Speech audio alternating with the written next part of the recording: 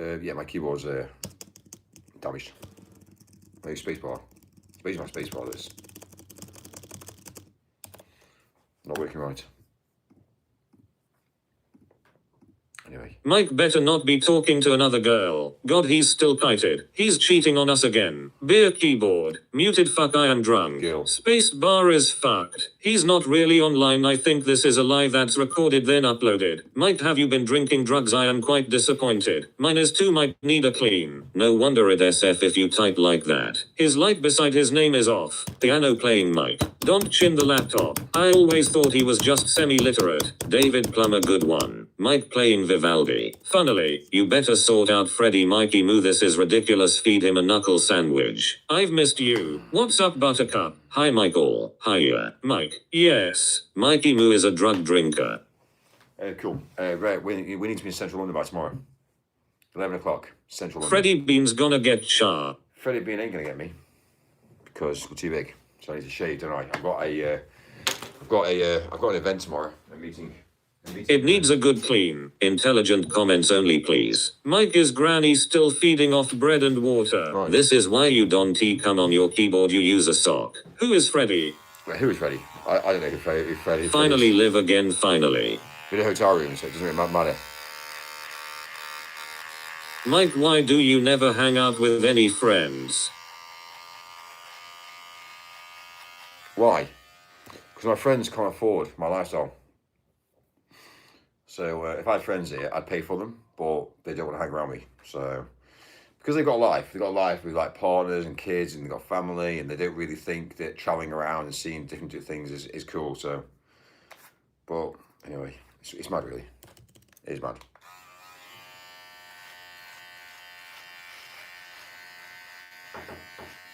Mikey Moo is a bare knuckle.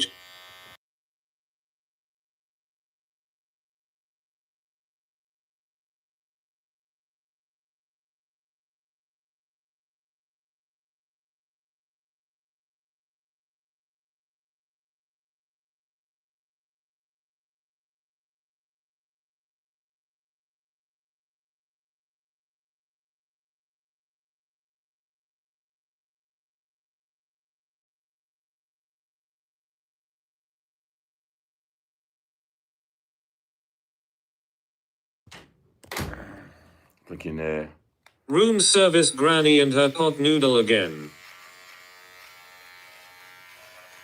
Look at those arms. Mikey Moo is a warrior. I wouldn't test his temper. Room service, it was a male's knock. Don't worry about the trimmings on the floor. The bedbugs will clean that up, Mike. Does it look like cobwebs in the Buds Pro Animal? Who came to the door? Me. it was the Who came to the door, Mike? reception. Mormons. Friend or foe? Who is knocking? It was the escort's demanding payment. Mike, was it your gay travel-large neighbor dressed as a chambermaid? You have to shave where your Adam's apple. Magic Mike. Mormons lol. It was the hookers, wasn't it, Mike? Mikey Moo is the highest paid rent boy in the United Kingdom. Lol Mormons. I've done that. Adam's apple. Move the skin to the side, shave. Move the skin to that side, shave. Freddie gone get char. Get char. Looks like a good shaver.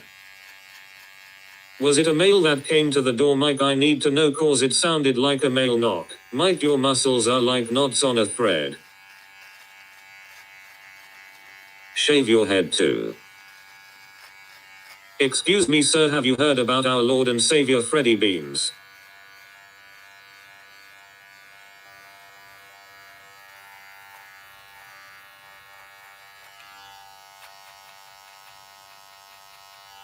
Freddie, I like the cha-cha. Who's gonna get cha-cha? Mike, if I wasn't the wiser, I would mistake your stomach rolls for a six-pack. Mikey Moo has that prime twink build. They old businessmen love it. They pay through the roof. Are they asking you to keep the noise down? ILL fucking test this fake millionaire's temper by telling the fucking truth. The truth that he is a sham and a broke delivery boy. I have more fucking money than Mike. I have money. Mike don't have shit. Okay. Ripped. Yeah, not many people have a body like me. Mike suffered twink death. You should have seen him a few years ago. I like the cha-cha. What did reception want? I'm dying to know. Never done that. ILL. Try it next time I shave. Fucking delusional.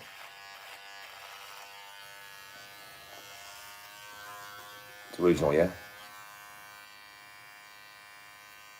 Foxtrot cha-cha. Was it Granny again with her checkbook? Well, this is a nice sight. Oh, come on, Queen.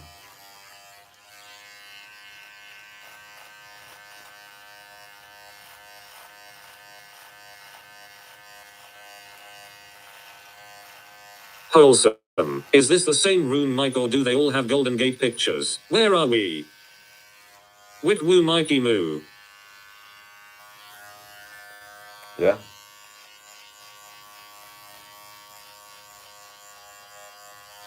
Awesome. Mike, was it the Travelodge manager wanting to get down dirty with you?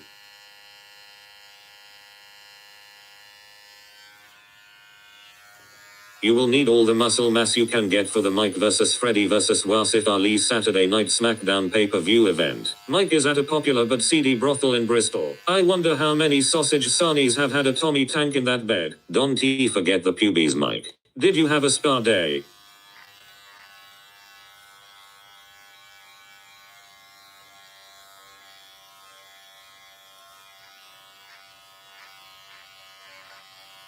It won't warm up by itself, lol. You turn it on and leave it running till the light goes off. Mike, are you going on a date? Mike, if you want the views to go up, keep this topless stream going. Who said that? Ha swill saluting face.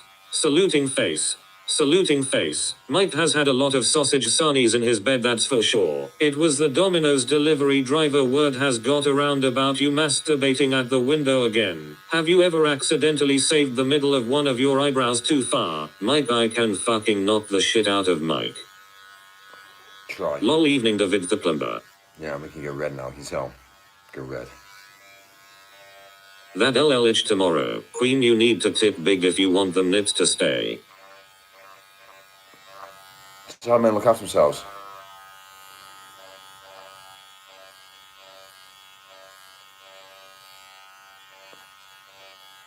Homosexual.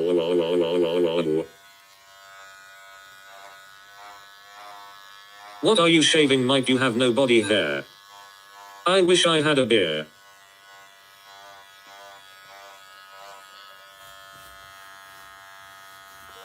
Yeah? Ouch, I did that the other day and nearly tore a nipple off.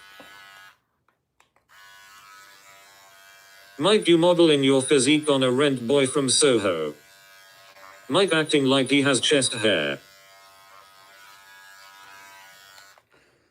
Oh, Something you should shave in private. WTF, Mike. yeah? This big enough tip. Done. Sorted. Yeah, I need to have a shave now, don't I? Queen flexing the checkbook. You could do with more red meat, Mr. Moo. Skinny prick. Baby nips. Mike, I have paid for your body. Shave the nuts. It now belongs to me. Not many men. I feel vulnerable. Do men. you fucking want some? Listen, Second crack, Mike. Listen. Do a roly-poly off the bed. Clean up the sideburns while you're at it. Mike, is it a steak dinner or a ready meal again? Right, not many men have bodies like me. I'll tell you the reason why. Because no men maintain themselves. They're fucked. Humanity's fucked. Mike, eat some salmon, some chicken, maybe if you don't like red meat. Listen, my stamina is like 2 hours. So think about it. Yeah, because I understand. I can control myself. So obviously maintain myself. Yeah. A lot of men drink beers. So a lot of men drink beer and they drink 1 beer, 2 beers, 3 beers before you know they've got Billy Bally and then they can't see the penis. So it's mad. So Is mine for £2 tip, thanks Mike Love Storm. Anyway. Mike, you have really upset me recently. Men do not shave the chest. Mike, do I Men- get men the full do. 2 hours? They do. Cringe. What about the forest up your nose? 2 hours of what? Mike, I see more meat on Granny's pet rats and they come from the sewers. Mike, you were recently complaining about erectile dysfunction. Your stamina can't be that good. Mike, you have child body. Does this have anything to do with someone asking you if men should shave their pubes yesterday? Stamina 2 hours standing in the wind. Mike, I am fucking richer than you. W Storm for tipping Mike £2 for nakedness.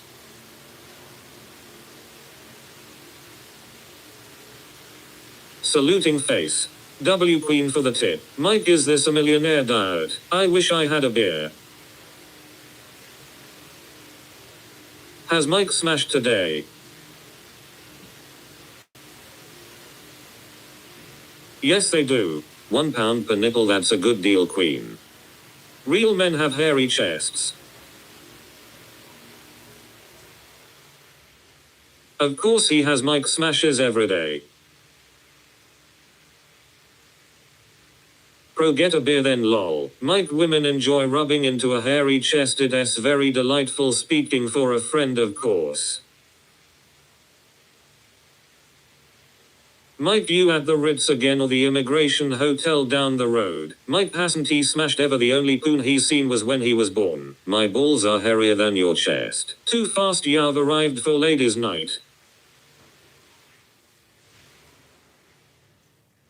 Mike is the ladies' night entertainer. Homosexual. Did he turn his fan on? All that chest hair flying around. Beard or no beard? Snarl.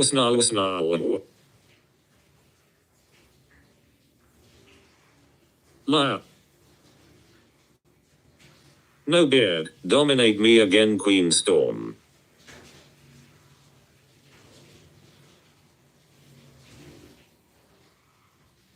Party face with a party horn. Hat and confetti. Snarl. Bed bugs feasting on Mike's pubic hair as we speak. I don't have a ride to get a beer. Carl. Mumt. Mummy FFS. Beards are spiky.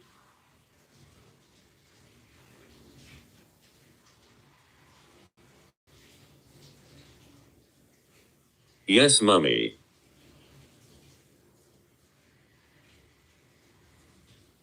Oh, now he's getting wet. Mike is shaving because he has crabs from sleeping in cheap hotel beds.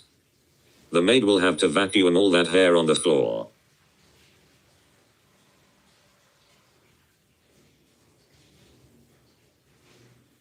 Did Queen get her $2 worth yet? EWW.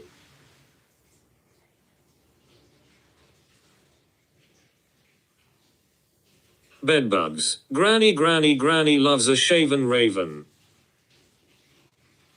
I wonder how many sausage sarnies have farted in that bed. Spam is a brand of lunch meat made by Hormel Foods Corporation, an American multinational food processing company. It was introduced in the United States in 1937 and gained popularity worldwide after. There are no maids, it will be the receptionist cleaning his room. Can I uncover my eyes yet?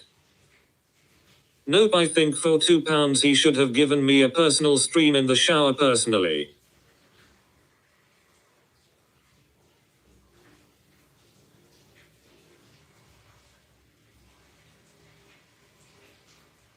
Mike is googling what male grooming expenses are. Mike, your room looks like a Blackpool reject. Oh, he's showering. Yes, you can pee. You're safe, pompous.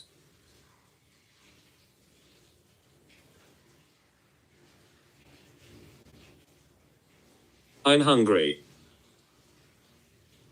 I'd do that for free. In fact, I'd fucking pay you, mummy. Until he comes out in the towel lobs.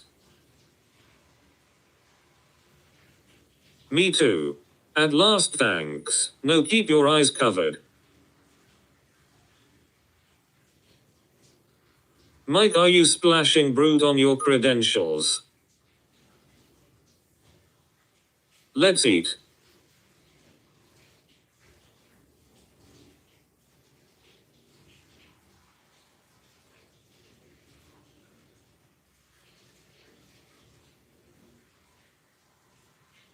Do we have a fucking deal? What's for dinner?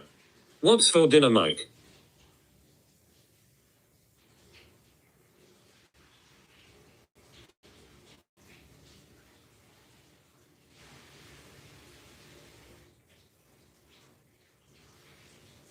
snap, cucumber, poser for a gay night out at the local.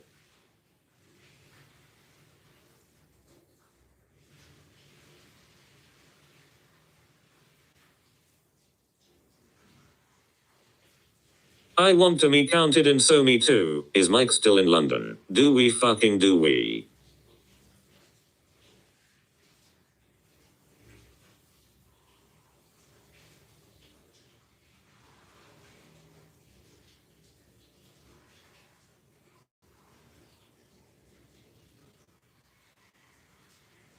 Mike's in Uranus. Evening pompous twit saluting face.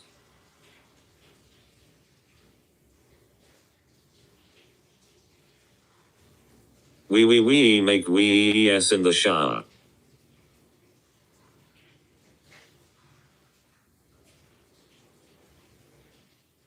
Swill hope you're good.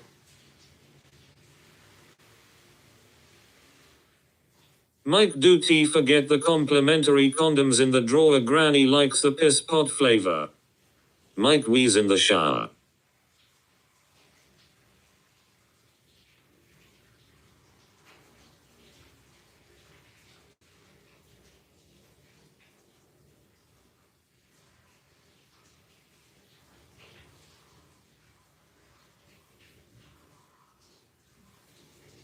I'll meet him in Soho.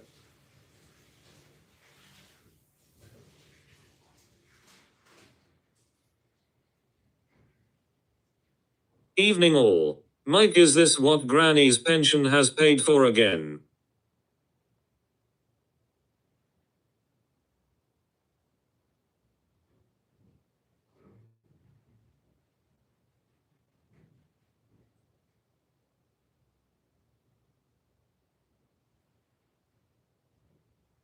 Saluting face. Hug saluting face.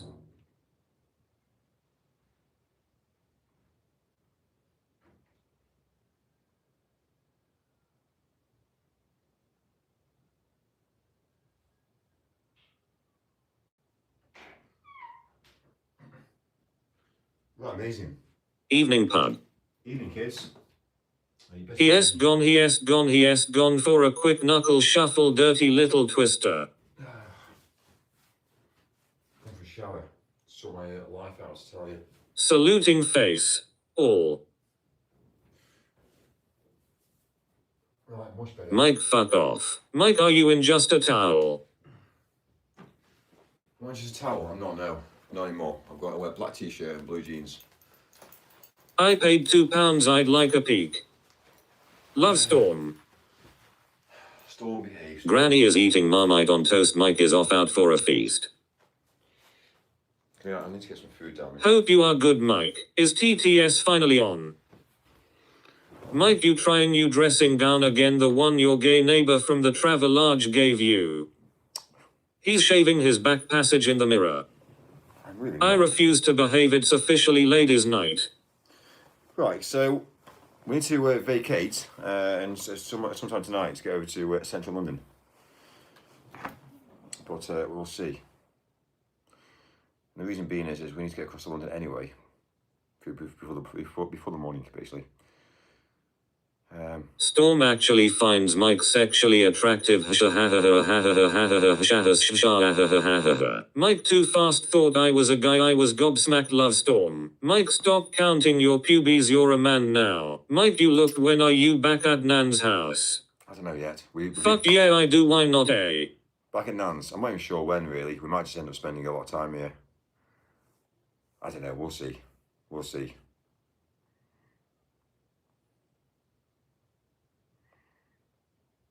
Do not know yet.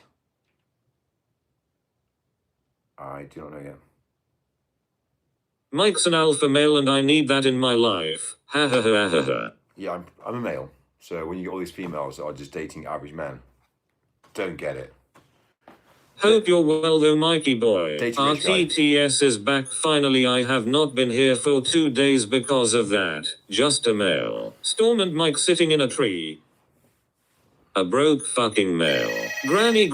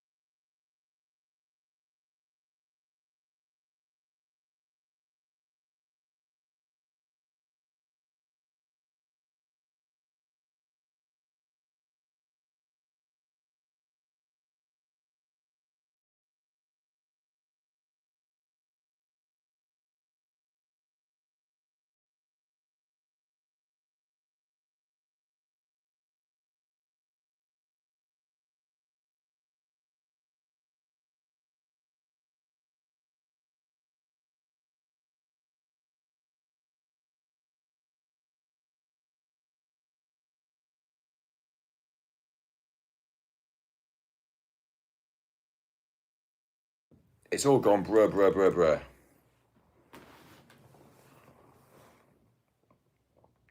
That was reception girl. She says, Mike, can you not shave your beard and moustache on the floor, please? That's what she actually said to me. So I was like, okay. If I am asleep, Mike, please take my false teeth out and put them in soak. What is brr? Does she fancy you, Mike? I don't know. Like, everyone fancies me. It's blinking mad, I tell you. They get some food, actually. It sure has gone tops, brr. They get some food, don't I? I'm hungry. Bruh.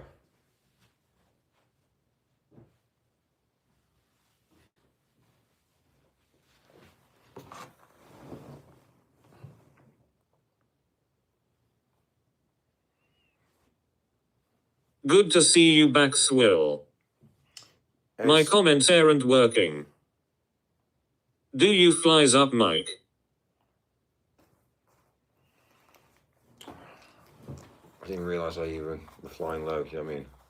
It doesn't really matter. Was that your shrink on the phone checking you have taken your schizophrenic medication? Oh, I'm working again. Flying low. Gross. Thank you. Yeah, again.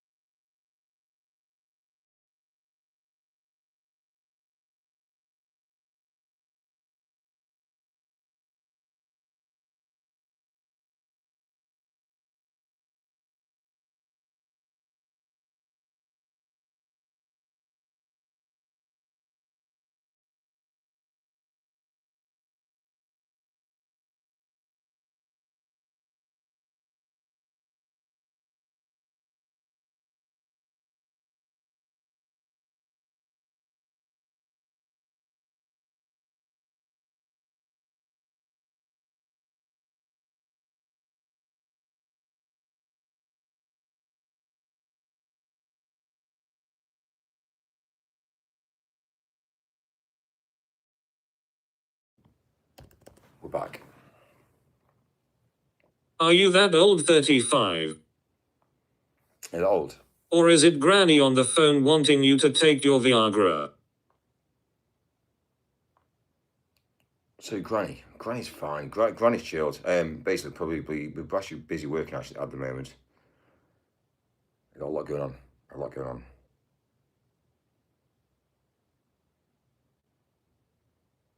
Mike, my bloody comments aren't going through every time. You're joking. What's happened now?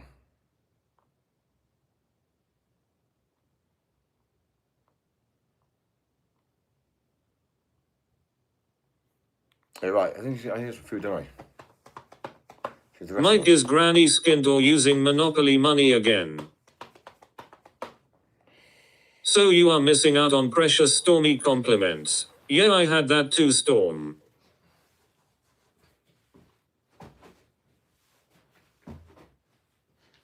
Right, let us get out of here. I won't get out of here. I need to get some food, don't I? That's my plan. I get a drink and food.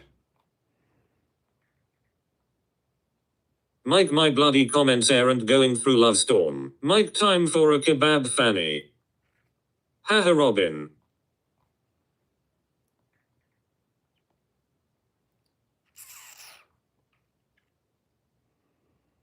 Smart, isn't it? I'm going to test this comment. Fuck off, Mike. Smart, isn't it? The limitations we have now.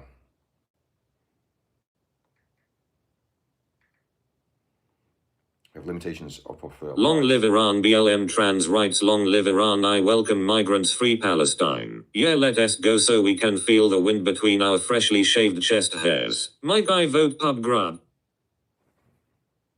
I don't know, I might change it. Mike, I'm a lesbian, love Storm. Let's have a wonder. Are you driving Bagsy shotgun? Free Mike. Don't forget to tip the Travelodge manager when you go through reception. Last time you flashed your ass. Zach's sorry. Fuck off, Robin.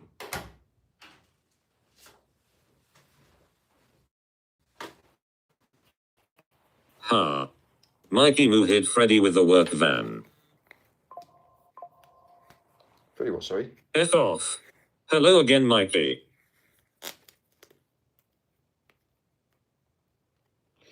Rightio.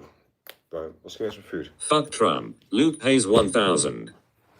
I get some food, don't I? Hopefully go to the restaurant. Hopefully restaurant. Maybe not. Mike, time for a horizontal burger. Freddy looked fucked on last night's stream. Hello, Swill. Hello.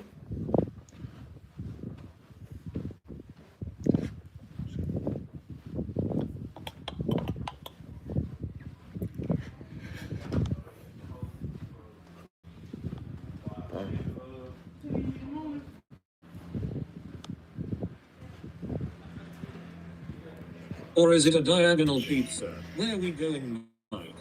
Everyone's too loud. Everyone's too loud. Dunno. I'll try to go to the restaurant. Put me down, Mike. Oh shit, Swill is back. I wouldn't mess with Mikey Moo. He S from Luton and sorted out the fake brother S in a straightener. He S a legit Pick my room. knuckle champion. I'm eating Cheerios. Mike is going to the reception to have a bar.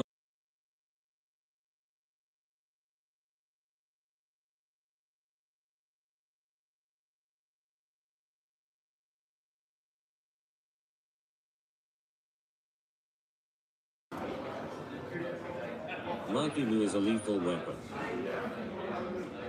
Oh, right, cool. Go to the restaurant, hopefully get a table in the restaurant quickly. Why are you afraid, Mike? Mike, leave by the fire escape. The Travelodge manager has a hard on again for you. Do they serve swordfish steak? Well, we'll see. We'll see what's on the menu for tonight. Can't wait. Why did you turn down the volume, Mike? Tell the staff not to fart about. Mike, why did you mute it? Were you asking for an escort? Not quite. So are you staying with us now? I'll just pay. Listen, I don't care. It's so good. Have another curry, Mike. Mike, sushi or just a pancake? I hope you have complained about the food you found on the towel last night. Steak and lobster. Yeah, it was basically a different price on the app compared to what you're charging for. Anyway, it is what it is. It's where loyalty comes in, really. Do you want me to just activate your key again? I don't know, so it was already activated. I don't know what's gone wrong, but it was already activated all day today. So you're going to activate it again, it's fine. Main character Mikey gets what he wants, no question. That's how I get life, don't I? It's because I'm rich. That's why. Anyway. I want you to spit in my food, miss. Unfortunately, Hilton, it's expensive tonight. The reason being is because they're fully booked, so they increase the price. Right. So the issue is, sir, because you arrived early hours in the morning, so you was meant to check out. Yeah, it doesn't matter. Yeah, I'll just extend the booking. So that's what the Yeah, it doesn't matter. Booked for the 16th, from 15th to the 16th. Yeah. Meant to check out on the 16th. Yeah, I'll just extend my booking. So the booking wasn't extended Yeah. until now. So that's the issue, sir. Yeah. I think you're misunderstanding. The price you get from a Diamond member on the app isn't what you get from the front desk. But We're anyway, not selling all the apps, so we're doing. you sound it. Okay. So that's what I'm saying. It's loyalty. It's not loyalty, sir. Like I said, you were meant to check. Listen, you checked in. I paid. Have I paid? If I paid, why are you arguing? Thank you. Yeah, I'm streaming this. I don't care. I make money from this, so you don't need to argue with me. I pay my bill. Right. Argument one. Exactly. Thank you. Cheers.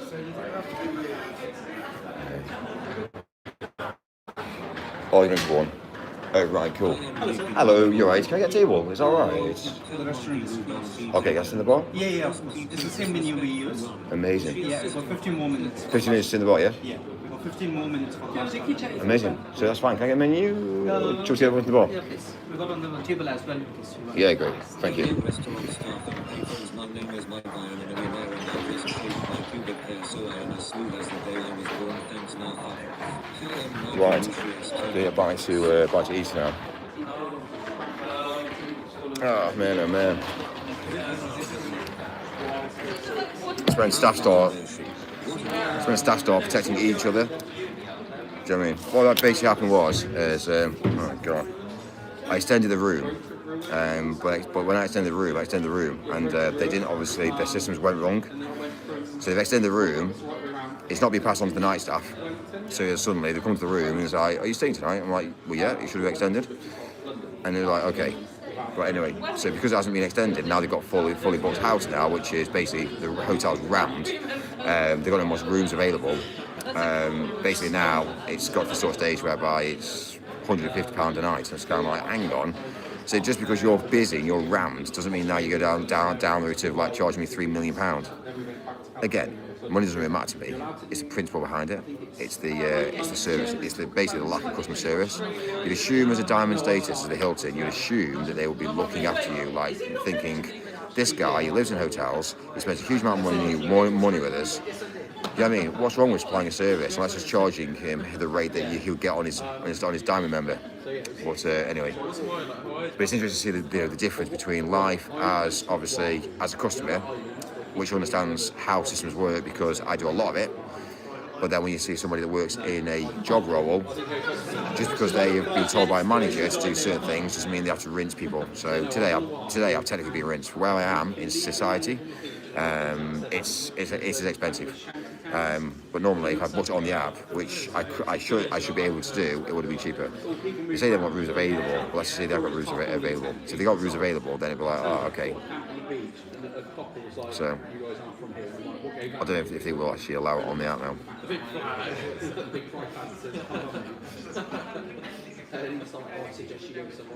Yeah, it's basically to be taken off the app now.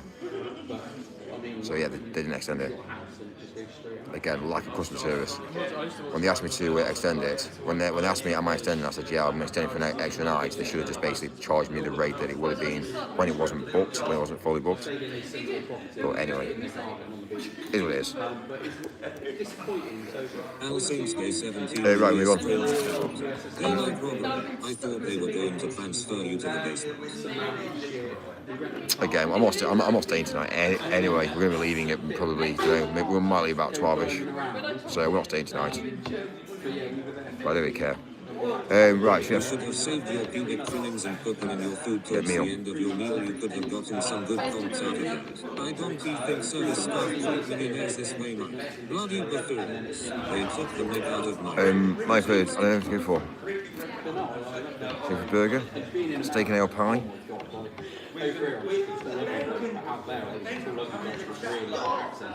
Massive social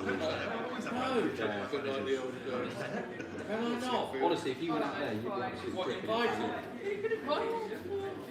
Said if you come back to America, you'd be gripping. The accent's a massive social leader. And you sounded like you were connected to royalty. My brother went to Canada, uni in Canada. Yeah, I might actually go for. I don't think you did too bad it's all good. I think that's sweet. Have a nice sausage, Mike. Like, don't want pizza. Don't really want a burger.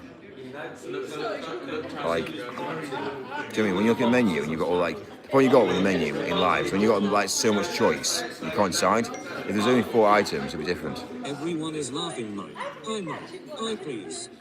He was doing it to me, so I took a picture of it. Tell them how much better of a human being you are, Mike, because you're rich and YouTube famous. Get the ostrich egg. Do you know what? Mike, I hope you've broken your fast and said your prayers the proper way before this. It is Ramadan, you know. Noisy bastards, they should be playing soothing music. Do you know what? This is pretty rough. I'll show you. Called it one for that one. I love Storm.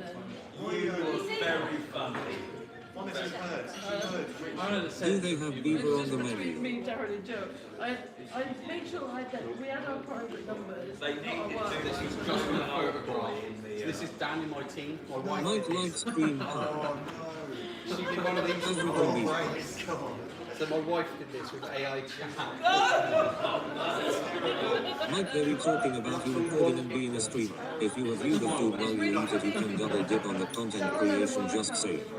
Mike, they are laughing at you. Beaver for breakfast, lunch and dinner. Complain about the noise, this place is worse than a strip club. Ricky Recco comes back from the old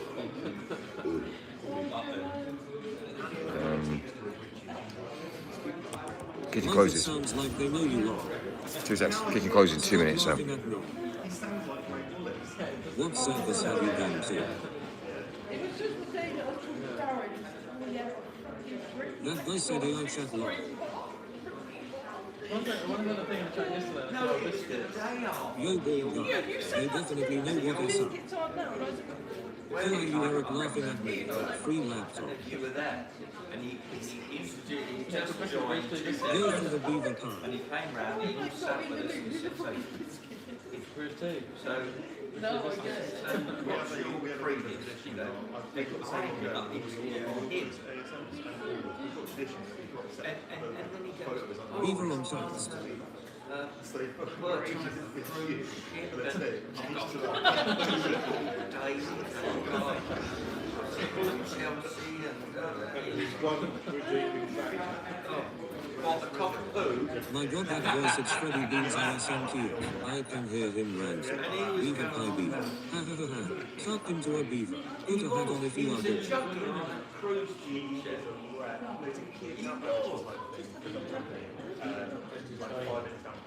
Sorry. Stop laughing. Is he Down. No, it could be someone like. He was. Ball. Freddy is a helmet. Yeah, but that means you go on. No, he actually worked. And he did. Green by the beaver. Hit a Freddy at the bar. Freddy Beans is here and he is gonna get none. Should have brought a couple of your shaved hairs down and put them on your food and complain. Right, awesome. Awesome. Hold on. He's having a seizure. What are they, Zero alcohol beer. yeah, non-alcoholic. It's the way it is. It's the way it is. He supports Chelsea, and I said, I've never taken it for using seriously. Next round of drinks is on the man sitting in front of this laptop. Freddy Beans only bullies pensioners. Mike acts drunk on non-alcoholic beer.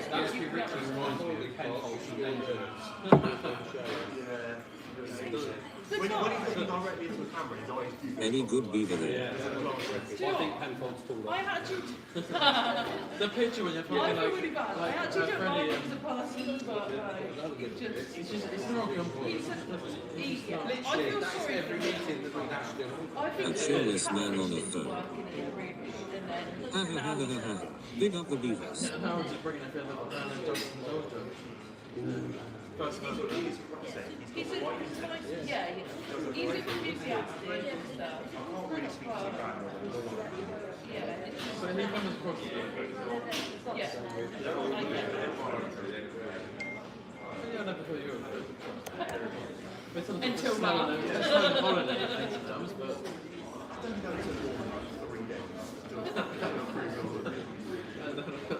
That's not what you said about Ben last week.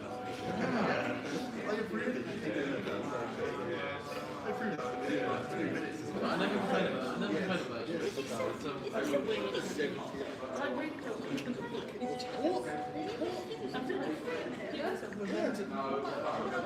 So there's 48 messages on cargo original that I've not looked at, 45 messages in Southwest line. Does anyone in Southwest Dreams? Turn it up, Mike, you don't pair, you're a streamer making money. And it's the next voice message, 47. Mike looks older after a My show. team, well done today, not at best today, but really good.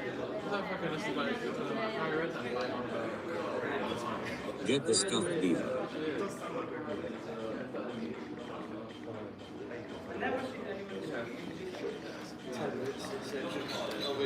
Phew. Might speak to whoever that is in the background making noise and tell them you're an important YouTube streamer and they need to be quiet at all times, so shut up, thanks, do it now. Mike is googling what noodle expenses are. Mike, were you shaving for some frisky action, some carnal relations perhaps? Al Saints Day 17 Street said he misses you. Any flange in the bar, Mike?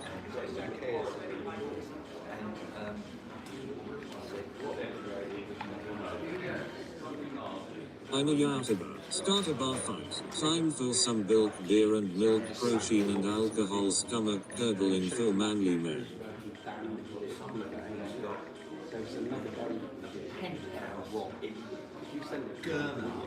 Hey man, how is it going? Why would he miss me? Mike frantically checking his Grindr profile. Is that Freddie Beans behind you?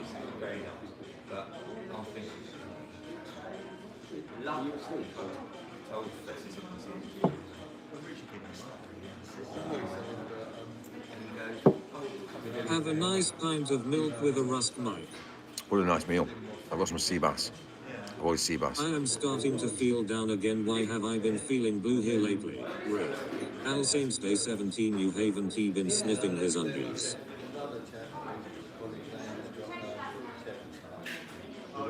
Rusty milk for weak men. Order a forking share. Is anyone else having the blues? Lovely fish. How much to jump on the table and shout I love Wasif Ali and Freddie Beans and I want to do the shark shark. The fish probably canned out the Thames Mike. No, I'm buying the beer. American patriot saluting face. Saluting face. How about a beaver butty? Bangers and mash for everyone.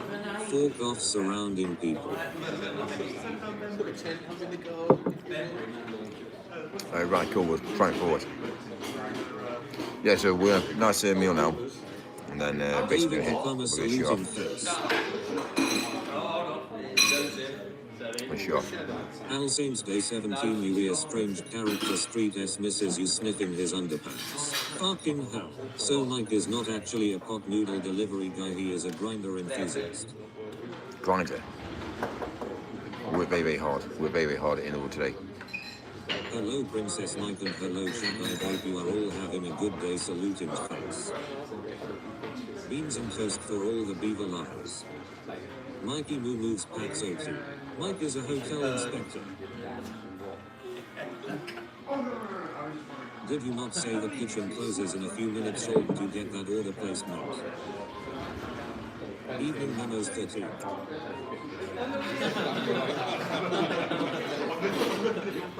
That smells fun. I'll buy you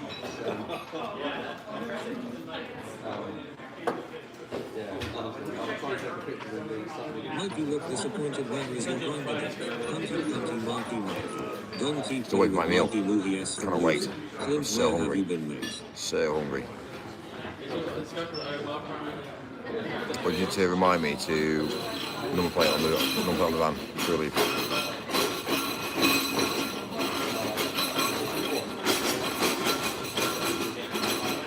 What's getting you down, American patriot? Mate, I feel the same. To be honest, this is a good place to have a laugh, so thank Mike for taking it on the chin. Anti-chinless Mikey. Did you order some fish and chips? Dildo Dave 69 has stood enough. Beavers. Mikey Lewis from Luton, beware, he has a lethal weapon. Mike Sharp Beaver.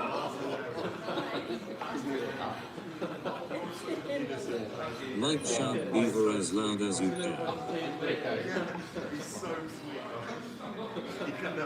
Oh, no, it's fine. It's not a regular member of that. Sounds like a feck in prison. Tell her with the trolley to be forking quiet.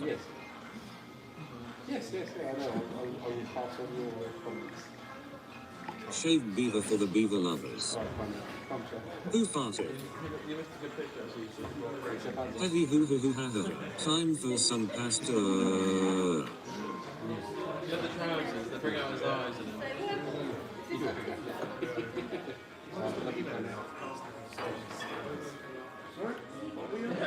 Tinder? We've got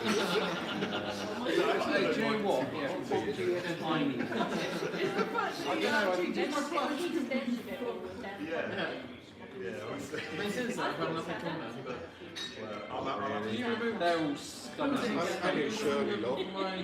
Some proper chance in background.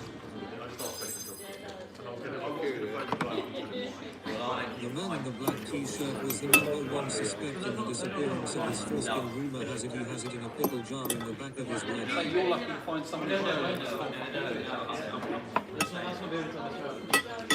We moved.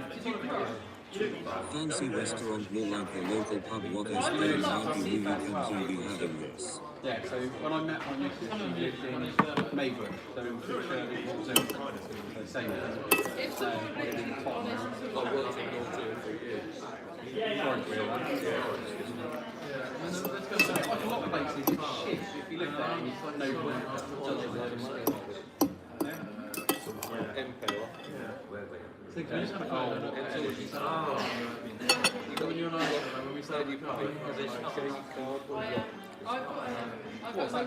can you enjoy that feed when the presents are causing a ruckus? Cannibalistic eating noodle. Excuse me, we are eating here. It's really nice actually. See, that's such a nice one. Food looks nice. When are they going to build a Saw them out mighty more. Some. This is like watching an Irish quarter buffalo eat its first meal in a month on a David Attenborough documentary, except the buffalo has a normal-sized cock and actual some muscle on it. My point is if they could do one that say 6 miles across. I said to him, if you want to step outside, we can have a fight about my shoes. Then you can. You're better than all these people want your money-making stream bishop. Unsubscribe please today after a solid few months of following calling your such brokies ISMT. Pressing us from the river Thames. we went to the railway and there was a 1940s car going on. Yeah, it was all fun, really nice.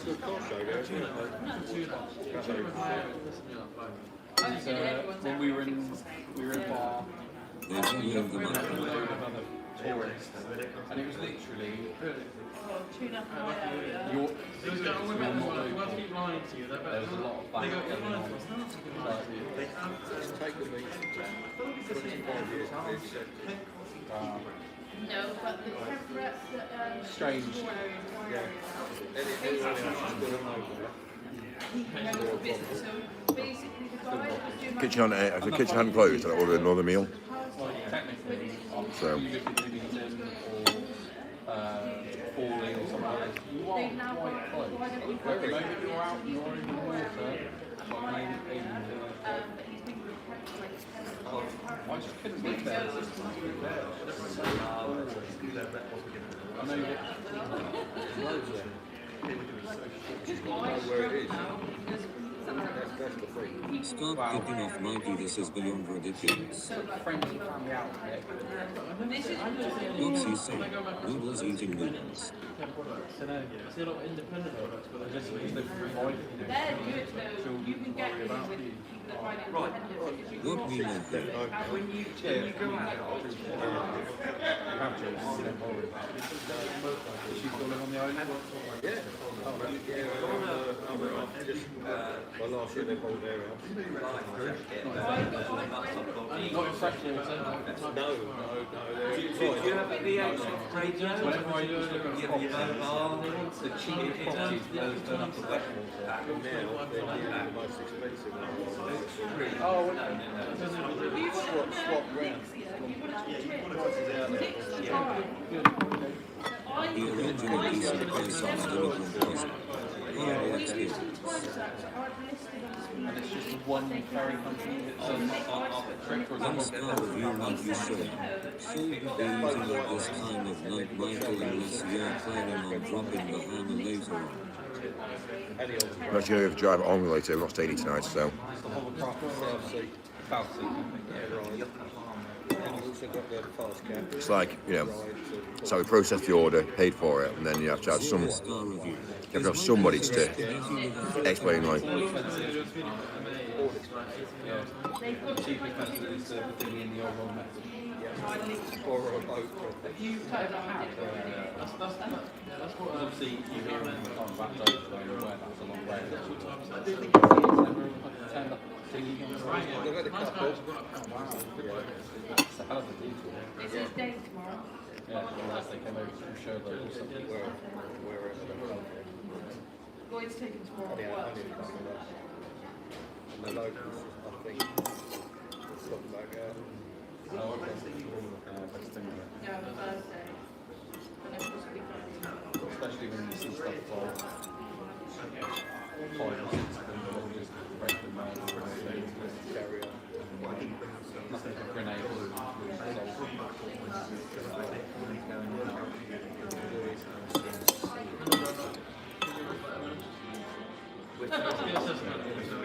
Yeah.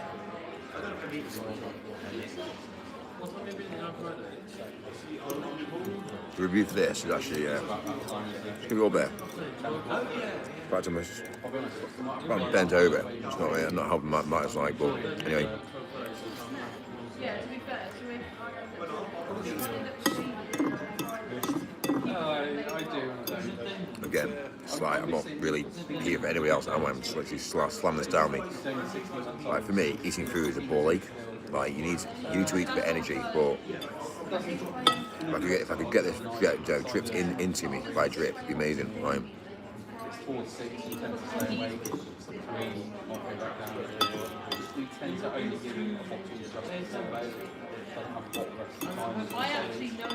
But it's not healthy, it's lacking. Sadly, he's a bit image of me, full sod. Yeah, he's going to have a great character as well. Damien Lee. Yeah, like my wife was Sunday, but yeah, he didn't pick up anything first. I'd like to have another one, but I think that was amazing. That was amazing. my wife's got it's not severe. Fuck off my good boy. A chinless man eater. Third round. Shut up, Mike. But there was Gary this week, tried to see. That's amazing. Yeah, that's why it's late. Sharplifting Mike. More impressive. My dad's 84. Like you ate that like it was nothing, get another plate. Slam it then. Mikey Moo Moo. One of us has got fever, one of us has got half popped up. Not so yet.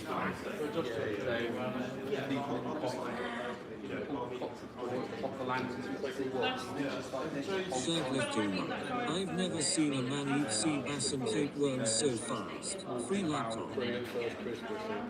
Oh, yeah, we're born in November, so we've taken. Mike, would you like a Coke with a dash of lemonade? We did our first Christmas. It was only 6 weeks old when the last one. We were just literally getting used to it. I don't know how we managed. I remember he was a proper red button. So right, can't get coffee. Can't get coffee. Coffee machine's off. Don't need to have coffee this time of night. And they got no decaf either. So it's like brilliant. Okay. So they could have made a bit of extra more cash out of me today, but they've not got it available. Basically, he doesn't want to re-clean the machine. It's mad, isn't it? Back on the coffee, Mike. Hello.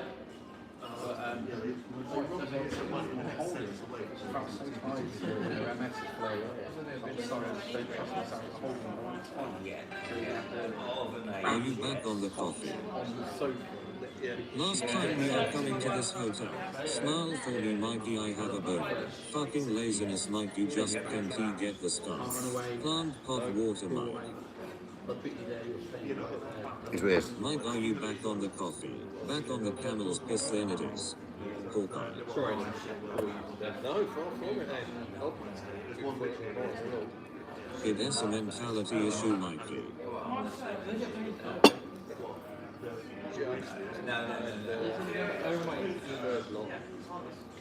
Did you eat it all or waste some I didn't see? Man, imagine if the TTS was up now. 7-Eleven makes the best coffee.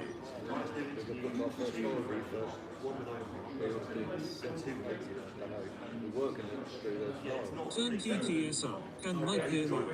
I can hear you.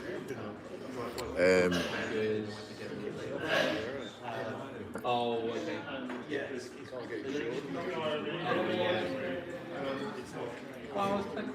Right, cool, that's really nice. Can I have coffee? Here's what it is. Let me get my parking done as well. Ron June. Well, here. Just fuck off, Mikey. We struggle like find something to look after us for an hour and top trip. So always 4 days. It's the night The future of the channel is no TTS in public. Yo,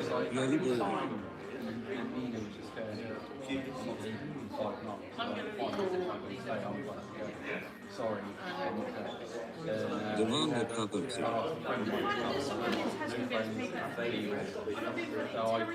Baldy ball.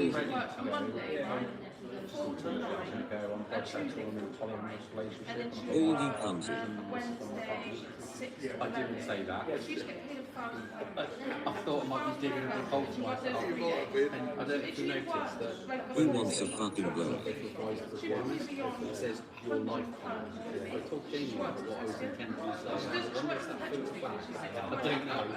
But my sister went from, she's the little 6-year-old, she went from, sorry, I can't do it to, I can do 4 or 5 days. I went, cool, so we got 1 day. You can do 4 days consecutively.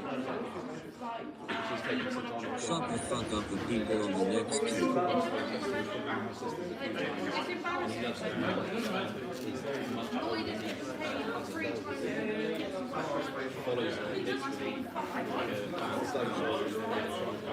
This laptop will self-destruct in 3, 2,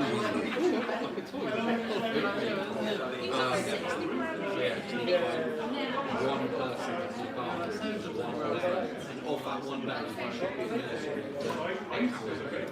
So, if you're not doing anything, Yeah. Send him over on the ferry. you'll be in every box.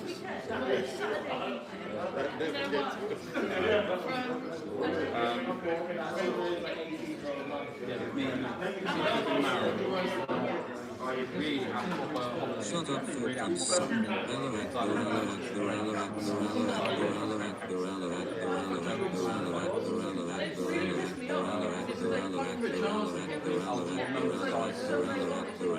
Robin, that gets messy. I think we get their attention.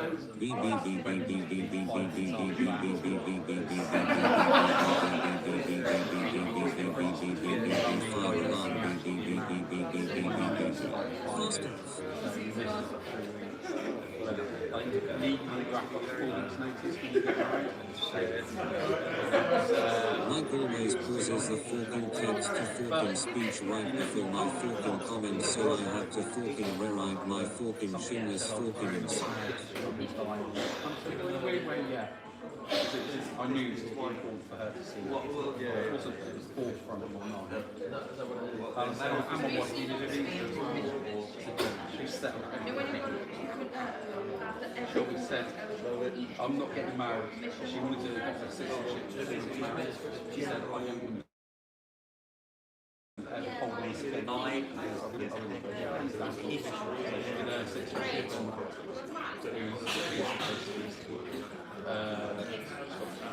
Three degrees, one's in English language, teacher. When she did the speaking thing, sit through it like a native, and then stands in front of the flag, it's given a certificate, and they said on the picture. I've lost many chin jokes due to time.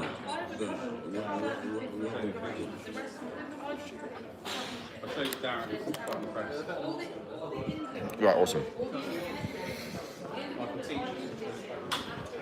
Right, I raised I just raised the van. Raised the van. Van's racing now, so we'll lock it.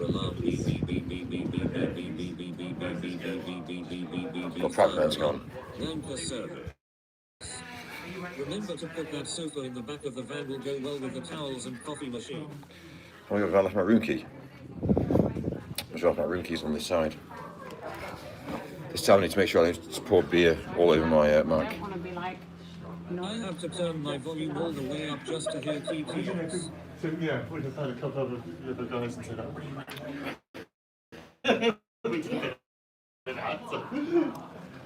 Small cocks and big balls. Turn the TTS up and down. Mike, how dare you?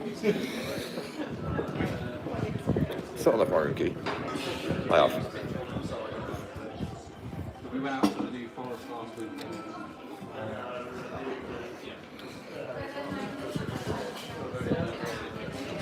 Right, I'm going to sort myself out. I'm playing the road tonight. I actually need to get across and actually hammer a few little... Blowjobs for small wieners. Not quite like that. So by 11 o'clock in the morning, we need to be... Become a good YouTube host and turn TTS. 11 in the morning, we need to be basically in central London. So I need to get the van parked somewhere. Don't know where, but we'll park somewhere. And then basically, yeah, we crack on again tomorrow. It's madness, really. But I hadn't had a phone call today, so Mike... Who wants a blowy? Mike's had payday. Any chance? I'm like, yeah, no stress, I'll sort it, don't worry. Yeah, I'll see you in the morning. So we rock and roll. We make ends meet. Mike, are you giving out blowies? I'm not giving out blowjobs, no, I don't do blowjobs. It's, again, it's the wrong words to be using. Blowjob. Doesn't work, does it? Anyway, I rest my case.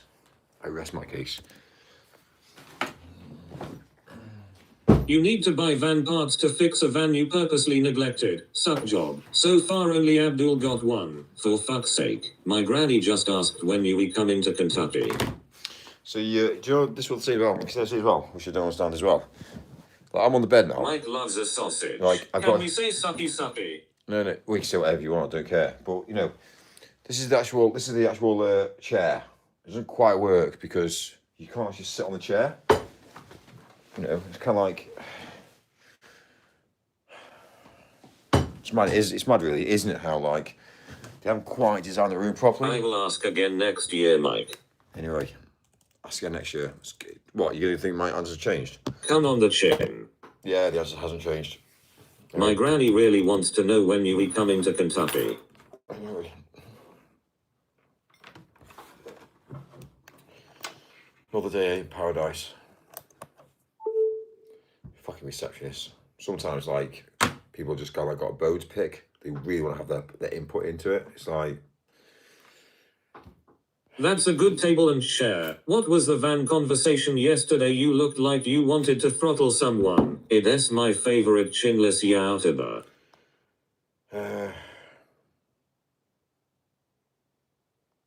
Go chin the mic.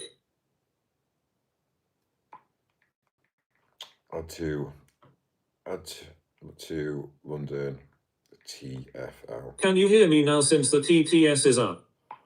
Mike, if you ever got dementia, I would convince you that you used to give me a blowy. Mike, I am that kind of guy. Chin up, Mikey. Alright, cool. So yeah, that's the plan tomorrow. So yeah, I need to get back into central London tomorrow. So we've got a little bit of a drive around to do tomorrow during the night as well, just beforehand. So yeah, I should really plan a route, shouldn't I? Really, I should really plan a route. Emails. Can I say sloppy toppy instead of blowy? Mikey, have a 3-minute tub. Right. London tonight, Mike. Basically, we need to be in London by tomorrow morning. You've got an event going on. This is me going back to my event seasons now. So we've pretty well got events from now all the way through till Christmas. So we are fucking busy. So but it's cool because, you know, this is how it is. This is my lifestyle. I don't actually want to blow you. The mission is to just get you to say it. I can clip it, twist it, and enjoy it. Bum sex in LA by Mikey. You pay the les charge, Mike. Kentucky is ripe for the picking. We pay it, but I just basically charge every time. We just basically charge it on, really. So the end client gets paid. The end client gets charged. Oh no, here comes a queef.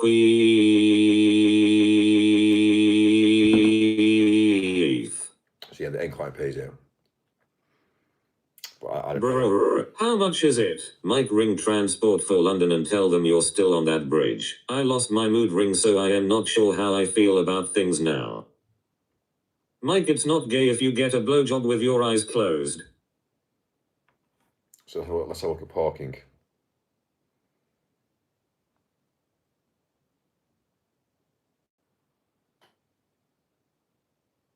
There's some medication you can take to deal with London people. It's anti-cricker killin'. Smile for me, sexy chinless motherfucker. Gotta buy a mood necklace. It's probably going to be tomorrow. It's going to be tomorrow. It's probably going to be like £8 parking for the day. It is what it is. Why is his Apple phone all cracked up? That could never be me. On the back. Yeah, my what, on Mike, the it's not cracked. gay if you admit to giving another man a blowjob but didn't actually do it. But on the front. Looking very pale, Mikey. Once upon a time in a land far, far away, Mike came to Kentucky. Basically, on the front. Yeah, on the front, we're... Your crack did what now? A millionaire would just buy a new iPhone. On the front, we're not cracked. So the front's fine, but the back's cracked. Like so. But doesn't really matter. Doesn't really matter. Find the nearest cottaging spot on Hampstead Heath. It's a mentality issue. If you got a male that's got a cracked screen, if you're a female and you see a guy that's got a cracked screen and he doesn't repair his screen on his phone, then if he can't repair his screen on his phone, then basically can he look after you? That's the mentality that I seem to have these days. So you might want to say to him, well, fix your phone. So if you ever come across dating with a guy that's got a cracked phone, don't get involved with him. Because if he can't obviously maintain himself, if he can't maintain himself and his phone, then straight away, yeah, that's a sign that he doesn't give a fuck. So he'll just use and abuse you. That's what tends to be happen, really. It's designed to break nowadays.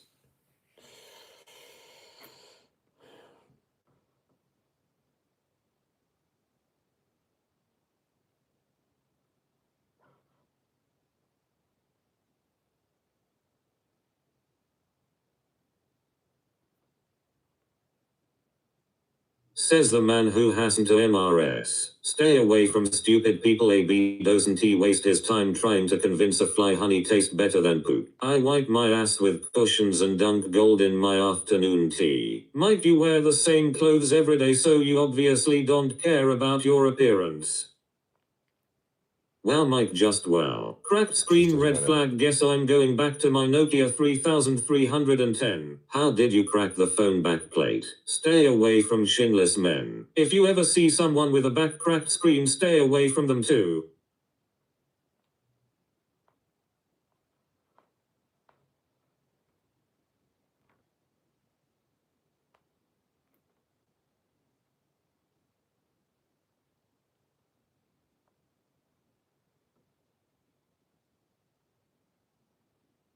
Mike, you ear bum. Yes, Mike, how did you crack it? It's a low-level production, Mike. I'll wait, get a phone case. No more lines from the back of the phone, okay? Mick, stay away from people with butt cracks on their phones. Petrol, low-rent individual. I keep my used dryer sheets and use them for toilet paper. He hit an immigrant with it. Insert it in the back crack.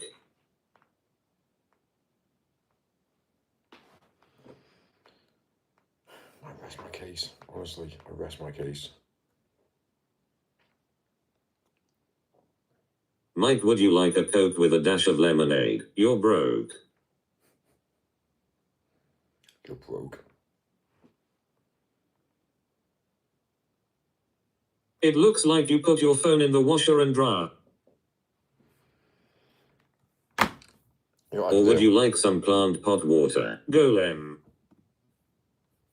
Sorry, Mike, but you're broke. Oh, really? Okay.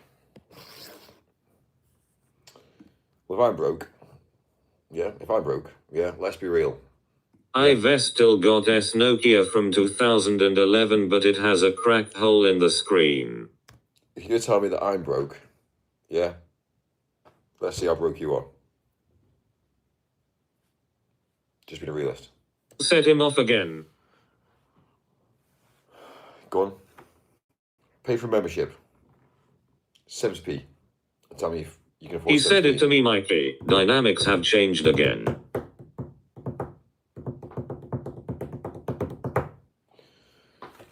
Anyway. Right, cool. I was still looking at my, the plans tonight, wasn't I?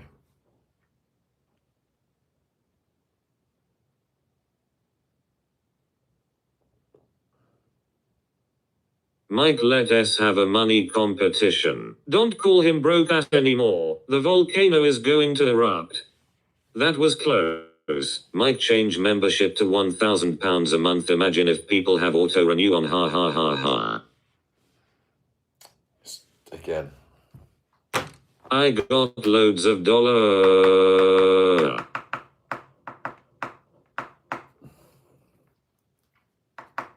Imagine the auto renew. Again. It's about leveling up. It's about leveling up.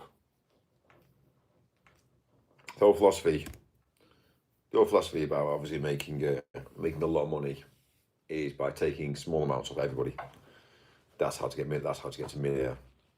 Not taking a large amount of somebody, because if you take a large amount of somebody, they tend to, again, oh yeah, I'm not doing that.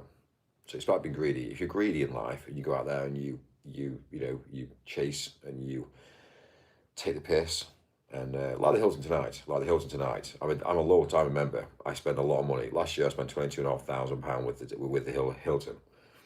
So just because I'm a diamond member, I should be able to get preferential rates. But because the hotel's fully booked tonight, and because the lady this morning when she phoned me and said, "Are you staying today?" And I was like, "Yeah, I'm going to stay. I'm going to stay tonight as well." And she didn't obviously charge my card. Then yeah, now the price is £150, and it's like, what the fuck? I said the price was £98 for tonight, and just because basically they've got a full house, like fully housed, and this room is the only room available which I've taken. I'm already in it. I'm staying here. That they've just rinsed me, and that to me is that's like theft, and that's what I said to her. Like, you know what I mean? I don't like paying it, because money to me is nothing, but it's not about the monetary value. It's the principle behind it. It's the principle behind it that they've increased the price on this room just because basically they can. So they just thought, right, well, fuck it. You know what? We'll charge them an extra fee, an extra 50 quid, just because we can, basically. So it's wrong, really. If they said to me it's like 110, I'd be like, yeah, fine, no problem. But because they're greedy with it, that was what happened with the backlash, Josh, at the reception. And obviously, I said to the other reception, wow, that's not what my price is normally. I said the price I got this morning or today was like 95 quid, or 98, I think. I said 98 if I booked it on the app. But because the hotel's fully booked and they've oversold, it's no longer on the app now, which then means now the price on the app, I have to order, I have to book the room, pay for the room at the reception, and they just charge me a fine, basically, £50 fine. It's like, you cunts, that's how it is, really. So you got two members of staff there, females, and you got a guy there. And yeah, I knew for a while that he wanted out, just due to the fact that I was there. Because again, I know exactly he knew what was going to happen. He knew what was going to happen. So two females on the counter. I come, obviously, someone say I pay for my room, no problem at all. Yeah, no, that's it, no problem at all. The only reason why I muted it was to give my name and my room number. But I just said, look, I don't care about the price. I'll just pay it. Paid it, done, sorted. And then she said, oh, would you like to, have a new room key? And I was like, well, my last one works, but do I need a new one? Tell me. If I need one, fine. And then next minute, a few little chats going on saying, wow, that's expensive tonight. And then suddenly she perks up saying, well, sir, it's expensive because of this, and this. Shut up. Like, you know what? I don't care. Like, you know what I mean? You've got a job. You have to maintain this job and maintain this lifestyle because you have to have a job. You have to pay for a mortgage, live a life. Do you know what I mean? But that doesn't give them the right to literally rinse the living shit out of people. And that, again, it's principle. It's principle based, basically. So yeah, the Hilton tonight is taking piss. So, but again, I know if I really got the time to phone the Hilton Honors team and say, guys, I was robbed last night. This is what happened. They'll say, look, Mike, we'll give you 500 points, we'll give you 500 free points on your card.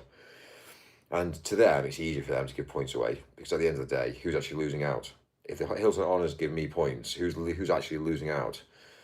The clever thing about it, and this is actually a bit of a secret behind it, if I get points, and I spend my points, the hotels are the ones that actually get the discount. So they actually end up having to basically discount rooms. And you can't actually get on the route using all your points on one room, because the hotel won't make any money. So what they do is they go down the route doing, this is the price. Now what's the price of the room? Now you might say the price of the room is £90. What's the cost price to turn the room around? So how much is it for a member of staff to come into this room, turn the room around, and to leave?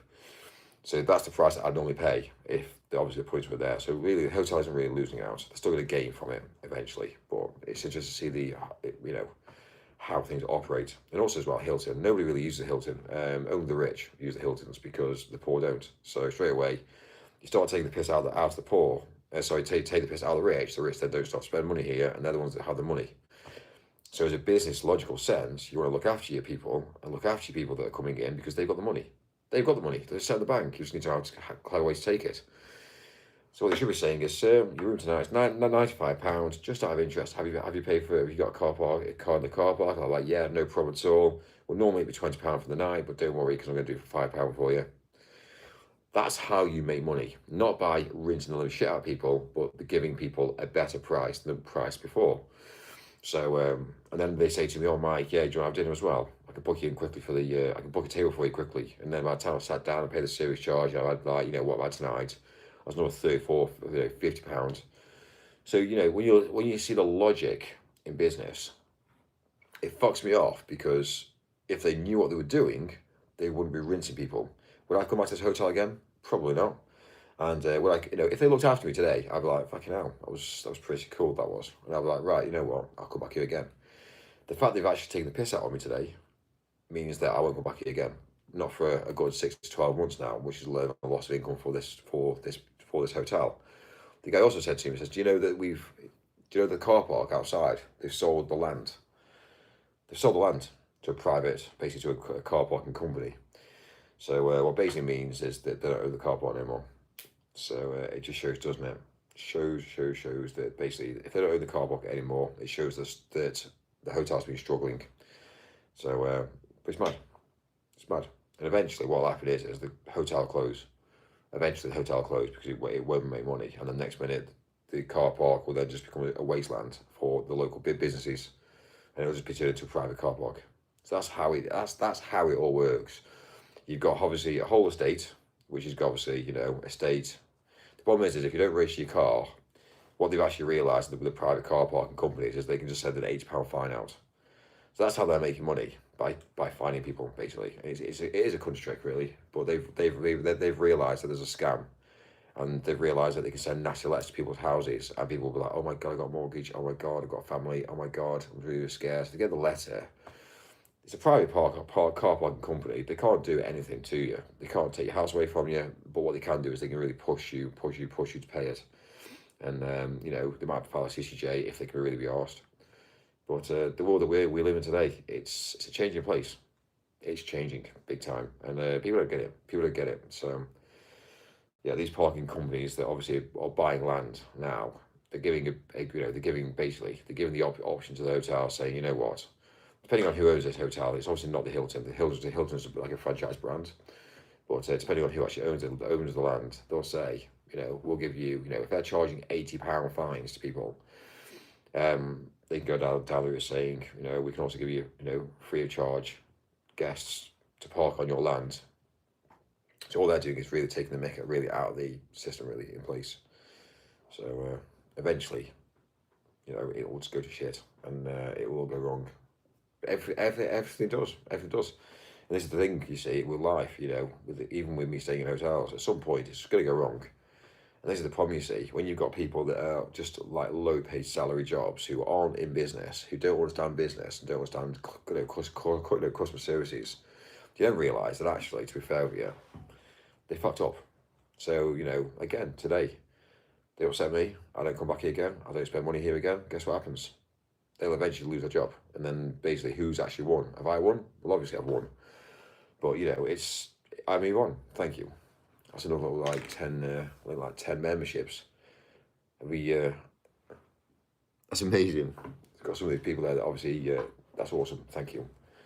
I do appreciate it. It's nice to actually have a green army of just like members that are just all like, you know, fighting forward. But yeah, thank you. So yeah, it's all interesting. You know, what you got to understand in the world today, that every single thing that's ever been good always ends up bad. Doesn't matter if you've got a alliance with a country. Doesn't matter if you're a business and you're dealing with a business, and you're really, at some point there's going to be animosity, and it's how you, for what I've seen in business, it's how you counteract that animosity. It's how you go down the route, change that animosity, because all animosity is like an exchange of energy between two parties. So you know, you got one party that's high rate, and you got one party that isn't high rate, and sometimes you just need to sit there and go, okay, like tonight, you know, they might just turn to me and say, Mike, after tonight's little conflict, we don't want you to stay here anymore. Fine. Would I come back here again? Well, you know, to be fair with you, maybe. But will they really go down with filing, you know, a complaint into Hilton Honours? Probably. But again, you know, they know me. Like, you know what I mean? I've spent my time in how many hotels around the country. The amount of money I put through the Hilton Honours team anyway is millions. So straight away, when you look at how many years I've been doing this for compared to, you know, it's madness. So Hilton Honours aren't just going to turn around to me and say, Mike, you can't stay in our hotels anymore. It's just impossible. It ain't going to happen. And the reason being is the fact that, again, to be a realist, Hilton Honours know that where the money comes from. They know that it comes from the rich. They don't just go down the route of having a, you know, Hilton coming from the poor, because poor people don't stay at the Hilton. So straight away, we now established now that poor people have houses, mortgages, and they're controlled, and they have a special occasion to come out and have a night away in a hotel. But if that's the case, they don't even do that. They go away and they go to a gig, and then they'll go down the road saying, "Oh well, let's stay over," and then they stay at a Premier Inn or a Travel Lodge, or people would much rather spend more money on the experience of the event than they would do actually spending money on the actual hotel rooms. They just think, shitty hotel room, it's just a bed, crash out, get some rest, close my eyes for a few hours, and we're back up again, we're going to be leaving. So what they say is why would I spend money? So this is whereby when you start looking at life and businesses and start looking at obviously how money flows and where money flows and who's spending the money and where the money comes from, you then start to realise that actually you don't want to be fucking off. You know, you don't really want to be fucking off people, like especially live streamers, especially.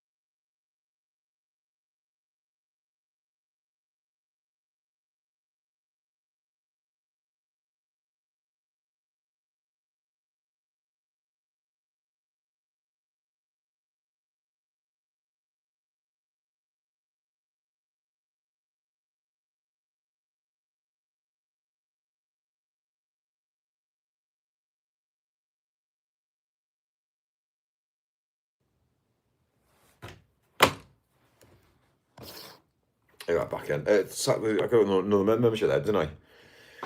Became a trustee member. Thank you. Sorry. I appreciate it. It's like I have these like randomised phone calls. It's unfortunately we have members of staff who I just can't speak to because they're just so angry, and it's like fucking hell. The problem is emotions. I can lip read and yes talking about how he got clapped from a prostitute. It's fucking emotions. Whenever you speak to a woman and she uses her emotions, it's fucking horrific because it's kind of like, fuck off with your emotions. What's the problem? What's the resolution? Yeah, but no, but what's the problem? Anyway, it's a fucking joke. Running a company isn't about running a company. Running a company is basically navigating through keeping everyone happy. Right.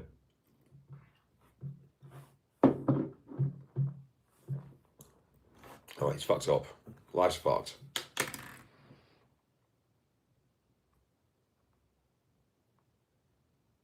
Right. Well, I don't know what I'm saying really. Good luck with the Cleo. Yeah, so what I'm saying then is, so it's mad, isn't it, to think about this here. So straight away, if you brought a business mentality into a restaurant or hotel or into any business, good luck with the Cleo. Then what happens then you see is you then find out that the business runs itself. The problem is when you have shitty little labour who are basically tits, blonde hair, they've not got a fucking clue. So when you come across people now in hotel jobs and things whereby they're just basically picked, which staff are being picked for the looks and which staff are picked for training, and again, their IQ levels low, and they're just happy to take the minimum wage, and that's how I now see it in the world today. They're happy to make the minimum wage, to come to work, they do the minimum they can do, they go home, and then they start to moan about when they can't afford things, and then the next minute they're going to go out, have a few cocktails. You always find out that, I tend to see it now, is if a woman buys her own drink, she's got money. But if a woman expects a man to buy a drink, then she's not got money. So my mentality is you want to avoid all them women. All them women that obviously expect a man to buy them drinks, just get rid of them. The amount of dates I've been on, the amount of in the whole of my life that this is, I've always been money orientated. I've always made money. That's all of what I've done. But when you look at obviously physical life and you think of obviously the realm that we live in now, there's this mentality that women want to be looked after and protected. That's how it should be. But, the issue you've got is women are now taking advantage of that from men. So men now need to pull back now and say, no, it's not happening. So if you go on a date with a woman, and this is any woman, doesn't matter. If you go on a date with a woman and she then says, let's go to a steakhouse, straight away you're thinking, fuck that shit. Doesn't matter. You might as well say to her, nah. Because what she'll do is she'll go to a steakhouse, she'll eat the steak, have a nice glass of wine, say to you, really nice night, and then next minute she'll go down and ghosting you for the next couple of weeks. And if she does that to every single man that she ever meets and speaks to, guess what? She's got basically eating expensive meals. And all she does is use it for social media, Instagram. You always find out, it always happens. So you see it, I see it all the day. I look at social media and Instagram posts and again, and I see it in real time. I think to myself, that's not her money. That's not her money. I'm telling you facts, because nobody gonna stay in that unless you are loaded, and it's expensive. So people turn to me and say, "Oh my, well, how are you staying in hotels? How are you doing this, how that?" Because I work hard. I am loaded. I work hard. I can pay for whatever I want. I don't really care. But the thing that really upsets me the most is when people take advantage of that. So for me, this is why I'm single, because every single woman I've ever met in my life, to be fair with you, they've tended to be all money orientated, views, clicks, counts. It's all about making their life look much better than everybody else's. And if a woman can do that using your money, then you as a male will get used and abused. So I'll tell you one of the successful relationships I've ever had is basically, and this is obviously, I'm not saying that this is the way it should be done. I'm going to say success is when I was younger, but but yeah, it was just basically the fact that it was just basically it was easy. It basically just happened like that. And then even when it happened, I was like, did that just fucking happen? And it was like, yeah. And that was whereby it was just chaotic. It was like madness. But yeah, you find out that you know, things just materialize very quickly and pretty well, yeah. But again, it's supposed to be on the same wavelength, I guess. If you're on the same wavelength, and you know, if both parties are You involved. will. So anyway, we'll see. People always say to me that because I'm single, I can't talk about women. I think I can. I probably, yeah, I probably know more about women than a lot of average men do. To be fair, yeah, and I wonder why. Because of yeah, I associate. So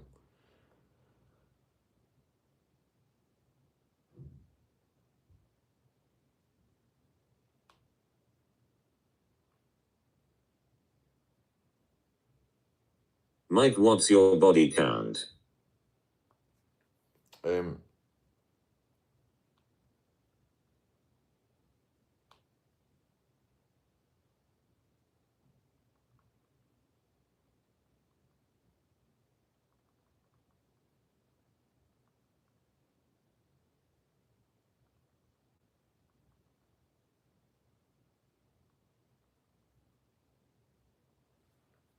Don't say a gentleman never tells.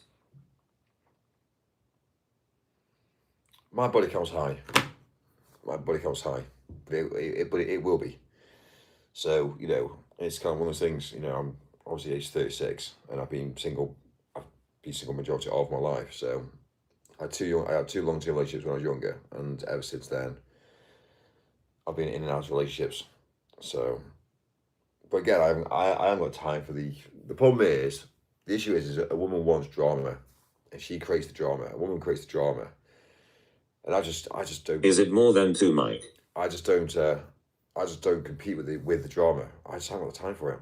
I just go down there, just not. I just if there's drama, I just go down the route saying, okay, no problem at all, leave it with me, and that's not what a woman wants to hear.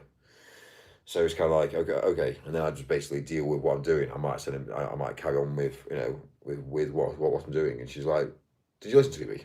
I said, yeah. She said, what did I say then? I was like, oh, you said to me you wanted me to go do X, Y, and Z. And she's like, okay, you just seem like you don't give a fuck. I'm like, well, to be fair with you, I don't give a fuck. Like, you know what I mean? It's like, and she's like, but don't you think it's quite serious? I'm like, no, it's serious for you.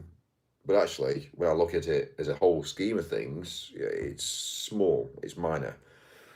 And then that's when obviously things kick off then. It's kind of like, you know, Mike, you don't care. You know, it's like, fucking hell, what do you mean I don't care? Like, you know what I mean? I'm telling you facts, you know what I mean? It's like, it's madness. You might not like the drama as I don't either, however your channel grew on drama, lol. I've been around here that long to know this, haha. It's mad, I know. But again, you know, live streaming, again, it's madness. But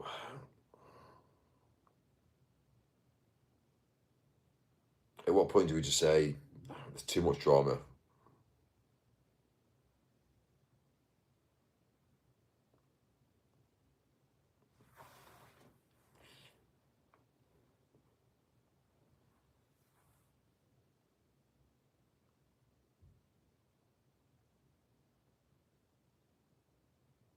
Get to the mill again, I miss those videos. YouTube needs drama, Mike.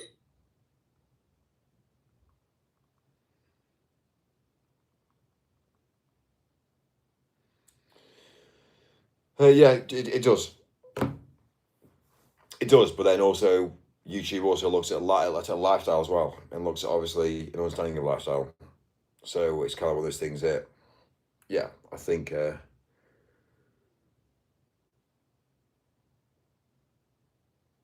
for me, what I've now established is what really fucks me off the most is how other people put other people down. For instance, you know, I do a lot of it to to allow people to understand. You have to play with Also, Mike, I have bad news. Farty Ham is going bald. Oh dear. Do you want some of my hair, dude? If you want some of my hair, dude, I'll sort it. If you want to become me, that's fine. What was I saying? My hair's gone blank now. Mike, I ordered a pizza almost 2 hours ago. So again, drama's everything for live stream. It always has been. The problem is women don't want to have drama on live stream. So, for instance, like, you know, it's like, again, the woman at reception didn't even know I was live streaming. So suddenly it's kind of like, who actually wins at that point? Obviously, I'm always going to win. Yeah, can I have some? I have ordered Rogaine, not going to Turkey. I will try the minoxidil first. Yeah, well, you probably try it in the UK, but then the price of the UK is so expensive. Like, I'm quite lucky, actually, to be fair. Yeah, I'm really, really lucky. The way that the way I tend to look at myself and how I live my lifestyle is to, first of all, look at where you are. Second of all, look at how you can always financially gain from everything. So I think integrity, I think, is probably the word I'm going to use. I think for a male to have integrity and for a male to control his anger. Yeah, I rang someone earlier, 14 grand, fuck that. Well, exactly. It's what I'm saying. It's a lot of money. So it's interesting to see the difference, you see. So for me, like, I look at my life and think, right, do I get angry? Well, not really. Like, does it really matter? Do I get stressed out about it? Not really. And when you start to look at the bigger picture, you think to yourself, well, actually, does anything really matter? And it's kind of like, well, not really. So, you know, yes, I've obviously got a few grey hairs now, like, but I haven't gone grey. But also, as well, I also look at myself and think, well, actually, you know what? My eyesight's amazing. I've got great eyesight. It's like HD. Like, I can read. I can read doors, menus. There's not a lot I can't read. So I'm lucky. I'm so fucking lucky. I'm not saying, you know, within the next 10 years it might change again, because obviously it will do as I get older. But, you know, it's interesting to see that. It's mad, isn't it, really, that obviously, just look at it. Look, if you actually look at a human being and actually focus on what a human being actually is, and think stuff like, wow, what a human being can be reproduced. I get angry, but when I feel any sort of adrenaline, I go and kick the shit out of my punch bag in the garage. Anyway, life goes on, eh?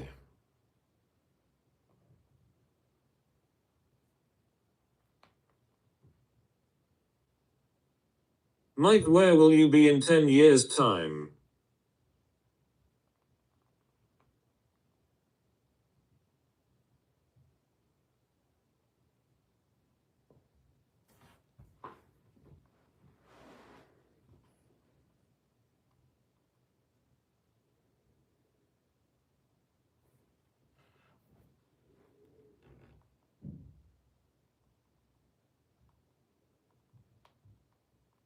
Gonna need a new punch bag soon. Is it part of my employment benefits? Oh, the 10-year plan, solid question, pun.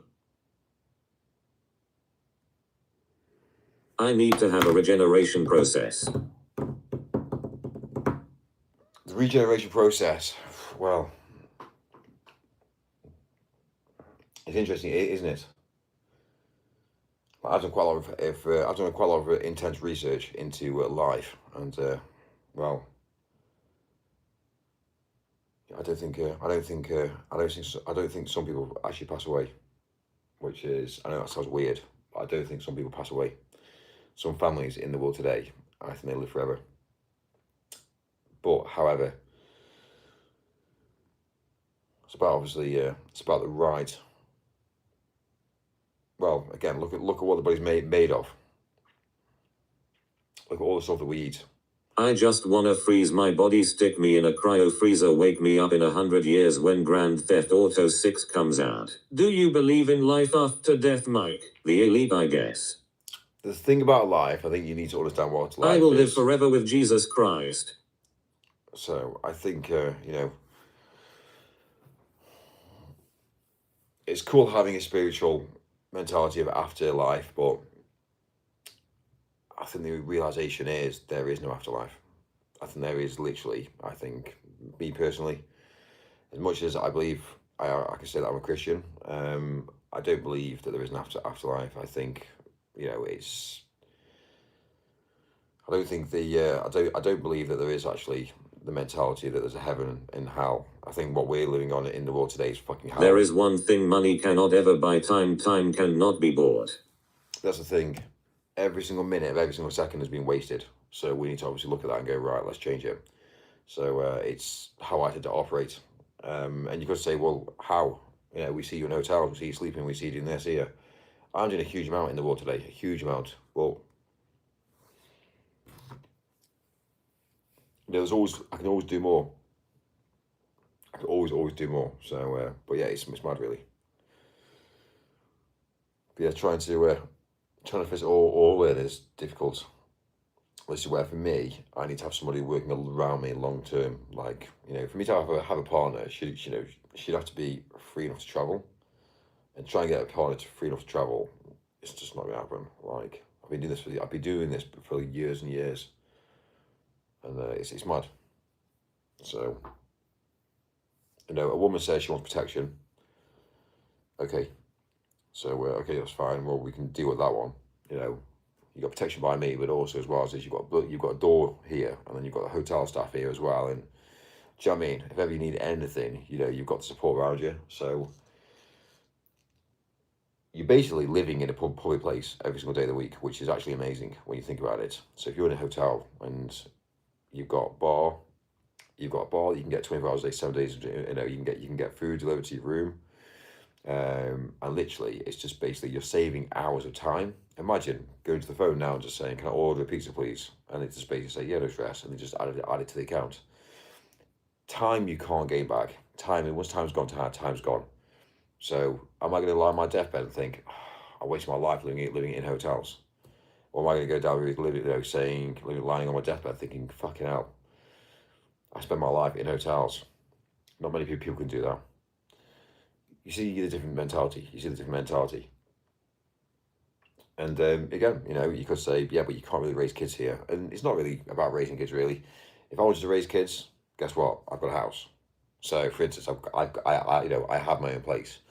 So, it wouldn't really be a problem. So when you actually see people see you and you're just flaunting around, and you're live streaming, you do X, Y, and Z, and it's like, oh, this guy is a bit off his head.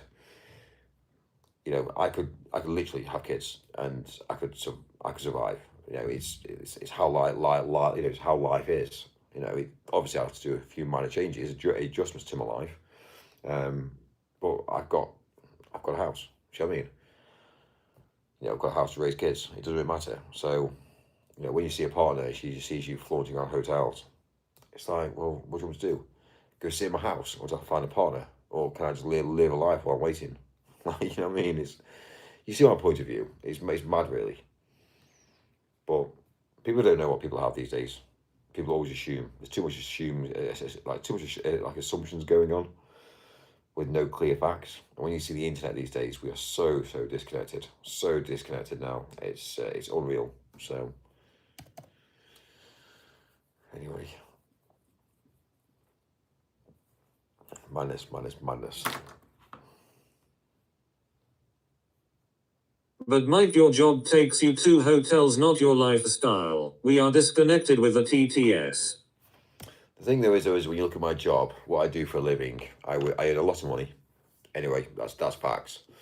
So tomorrow, I'll tell you the facts and figures. Tomorrow, my income for tomorrow will be for the whole day, which is going to be 10 hours, will be £350. That's just my rate, my day rate. And then on top of that, I've then got my, obviously, parking. I've then got my expenses for travel. And on top of that, obviously, Les, you know, I've just got a hotel in that as well. So straight away, the end price of me being around in central London tomorrow is going to be at least £800 by the time, obviously, everything gets added on. So 350 plus, obviously, all the expenses. So, and that's it, sorted. You know, that's how it is. So, and that's on top of everything else I'm doing. So that's on top of all my investments. That's on top of all my, obviously, making money per day, my private industries. So straight away tomorrow, it's gonna be a good day tomorrow. I'll probably end up clearing maybe about 3,000 or 4,000 tomorrow, just because I can. So, but it's not easy. It's not easy, and that's in a day. Like, so if you can clear 4,000 in a day, you know what I mean, then that's profit. You know what I mean? You're talking profit inside that, and this is whereby you come across hires. But I can't be living in a small town. I can't be living in a city with a 9 to 5 job to do what I do. There's no chance. So tomorrow's going to be a special day. I'm going to go back into the events side of things, and that's how it is. I'm nothing special. I'm just a guy that works hard. However, you know, if I do a 10-hour day, I can't be picking up kids at night. I can't be taking the kids to school in the morning. I can't be taking the kids, you know, picking the kids up from school at 3 p.m. or 4 p.m. because I've got a 10-hour day. And then that's going to be in central London. So by the time that I've obviously parked up in central London, then I've obviously travelled around, and you see my point of view now. So straight away, you know, I do need to have a supporting partner. And she will be very, very well looked after with finances as well. And she will look after it. Obviously, I will be around. You know, there's days that I can say, right, you know what, today, I've done enough today, let's go to the spa. But, you know, it's difficult. It's difficult. So, if I was a female and I was a woman, and I came across somebody like myself, forget my looks, forget who I am, but like the work ethic side of things, I would be more, for me being male, I'd be more intrigued in obviously dating somebody like myself who's dedicated, who perseveres, and's got a lot of things around, you know, a lot of things around him. You know, basically the support network that I've got, that I can make a decision and say, right, tomorrow I'm gonna have a day off tomorrow. I'm gonna do this tomorrow. I'm gonna do that tomorrow. You know what I mean? But it doesn't work like that. So, you know, a woman wants a low-paid salary earning with a guy with a low-paid salary earning with a house that they can only just afford, which they don't rent, and that's how it is. And I just don't get it. I don't get it. And that's how I see life. It's just a shame, really. In wild. Can I say this? Oh, sorry. I muted you. Clipped it. It's wild. Anyway.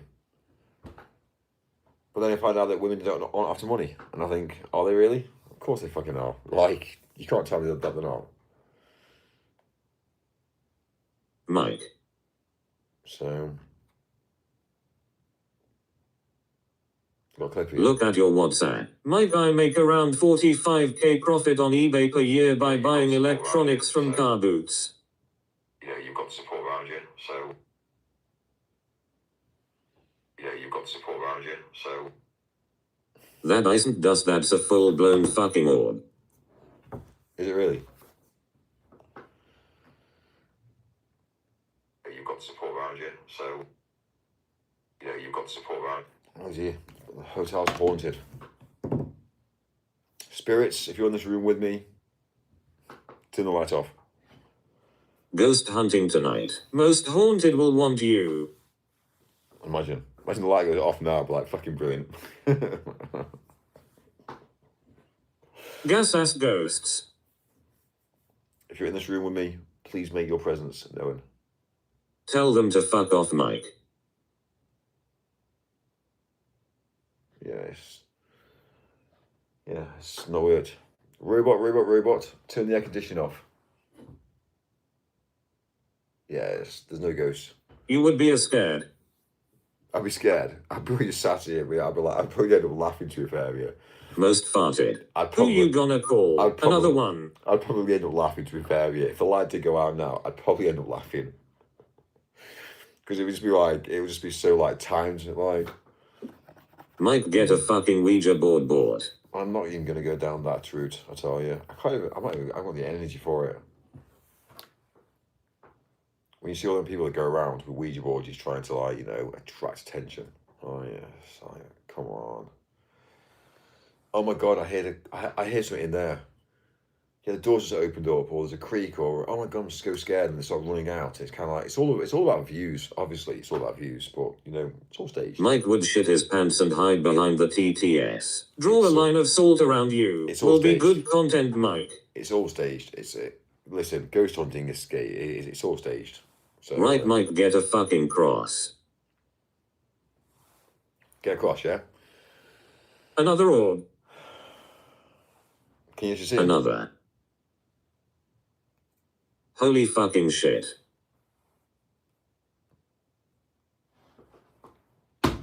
Look at them. Whoever said toilet brush before, it was exactly like the sweeping brush I used. More shit trails on the floor, and shut up, Mike. Any more?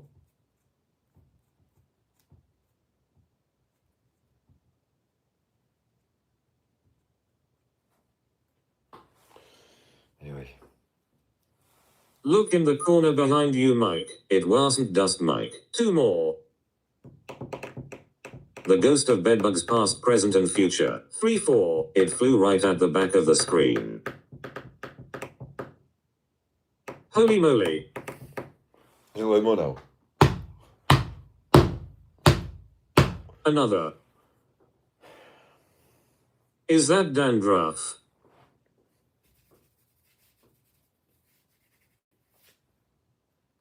Yeah? So, probably. Oh my god. Stop that, Mike, you're pissing them off. You are completely surrounded by gay ghosts, Mike. Mike's room is haunted. How the shit do lunchboxes work, for fuck's sake? Oh god, it makes me laugh. If we're not careful, I'll set the fire alarm next. It'll be like brilliant. Brilliant. Anyway.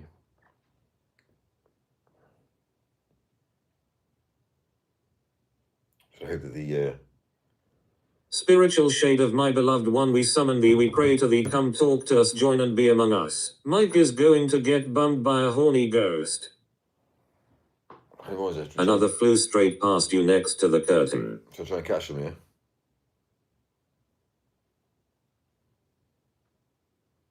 I'm going to try and catch one, yeah? I rest my case. Keep your witchcraft over there, Robin. Go pat the toilet seat next. I'm gonna say something to piss off the ghosts now. Orbs have better content.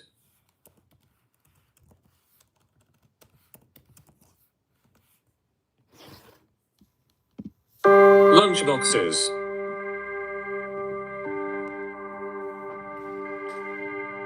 Amate spiritus obscure T querimus.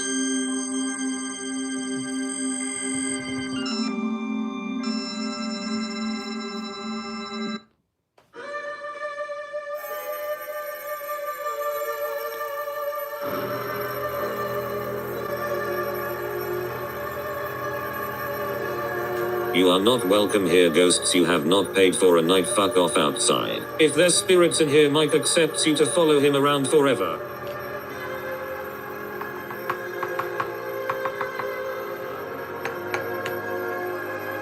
Turn the lights off.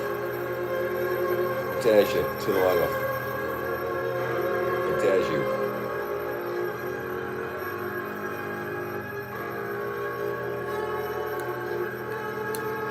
The light's still on.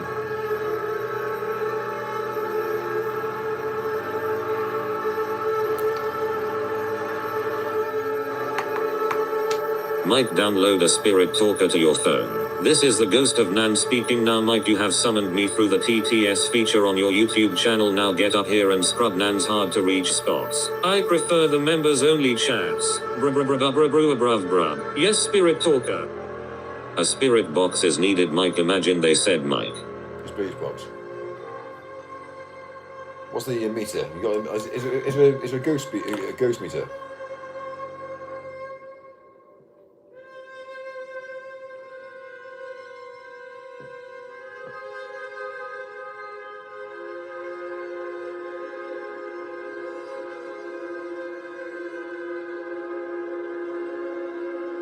Yes, Mike. Sinister as fuck.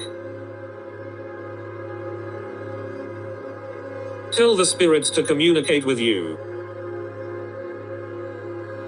A ghost detector. Right, a ghost detector. Like, honestly.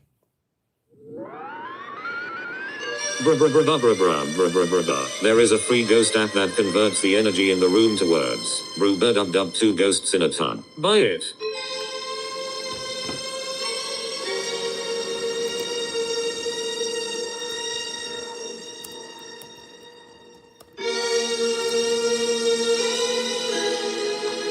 Woo. Buy the detector, Mike. The fact that I clipped that orb flying past is wild.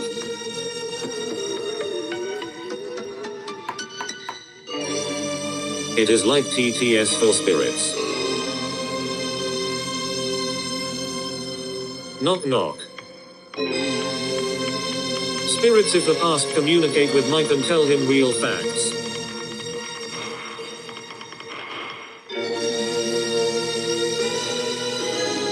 Another.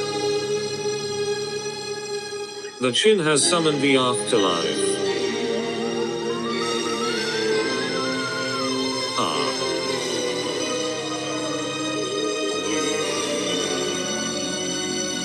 Chat's saluting face.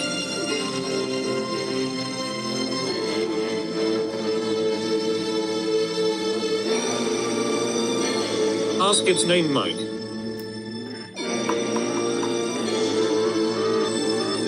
Who's there? Mikey Mill.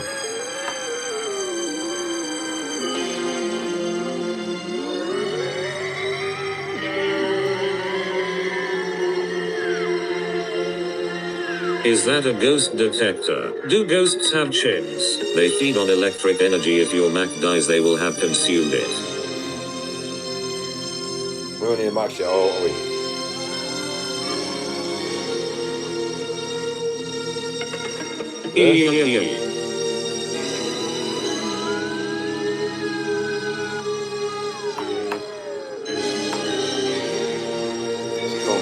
You have to talk to them.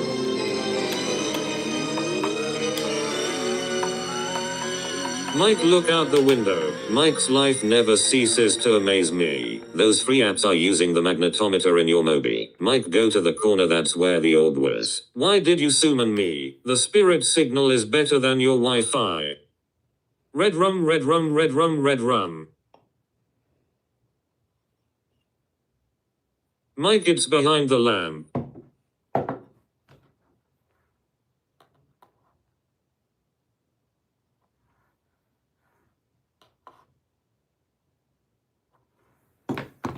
It's gimmicky, isn't it really? Rough, rough. We all know it's gimmicky. Mike, turn the lights off. You wouldn't see me then, will you? Yeah. Imagine we managed to get a ghost on camera, now that would go viral, Mike. Go on, Mike, lights off, don't shit your pants.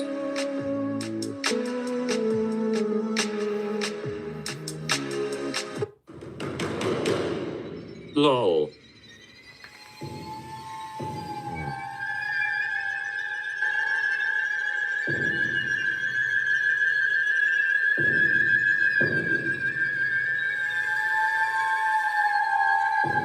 Chad, top left.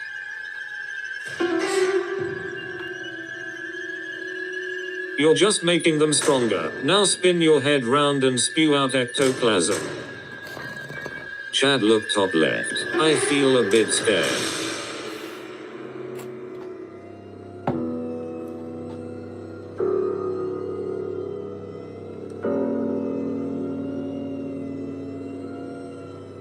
I'm looking, what is that? Boo.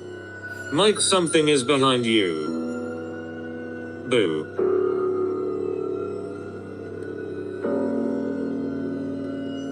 He'll send you it, Chad.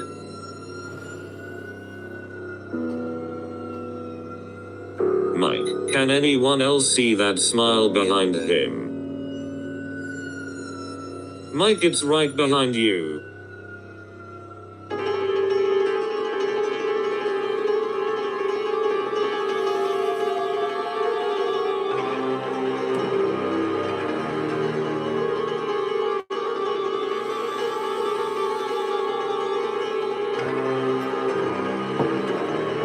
This is like The Conjuring. Hey, who just touched me in my no-no zone? Make it stop, Mike is not funny anymore.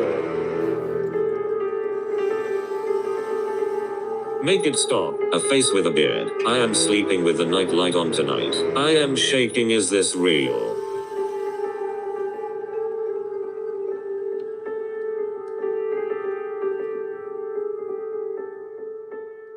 Absolutely fuck no, I'd be straight out of the window.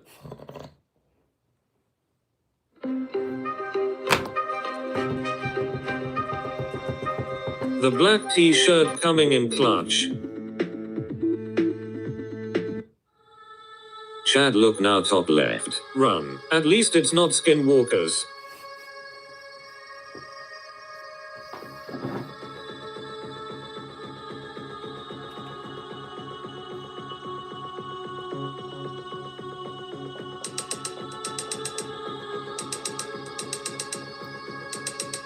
Mike, look at the top left on your phone. The power of chin compels you. Yeah. Mike. What? I'm scared. I'm scared.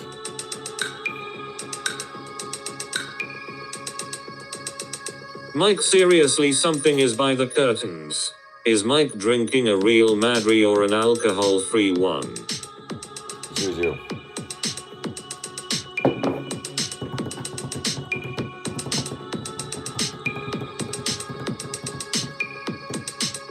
Run, Mike. My bed sheet is rising in my nether regions.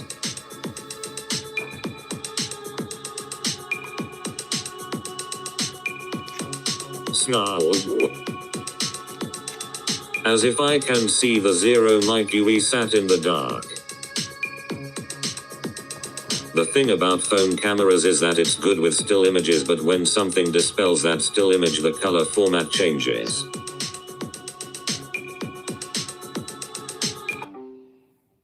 Princess. Which one of these is decaf? The decaf option in your Nespresso Vertio capsules is the black one, labeled Decafe or Decaffeine. Let me know if you need more details or other recommendations. It's called a CRUKAFE.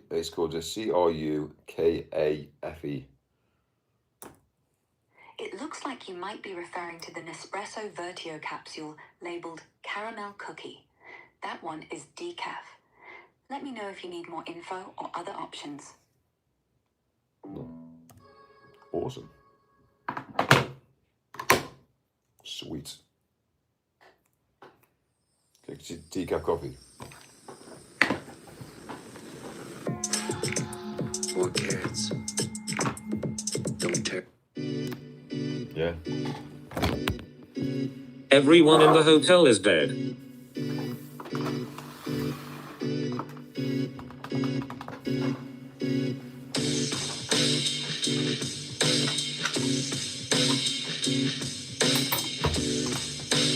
Mikey moo. Mike looks like he is dead. Mike, I need some evidence of your earnings.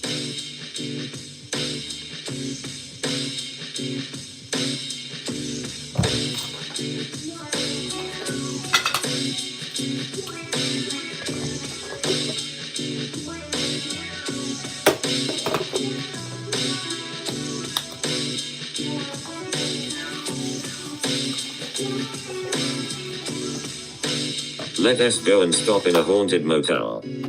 I bet that coffee machine is better than yours.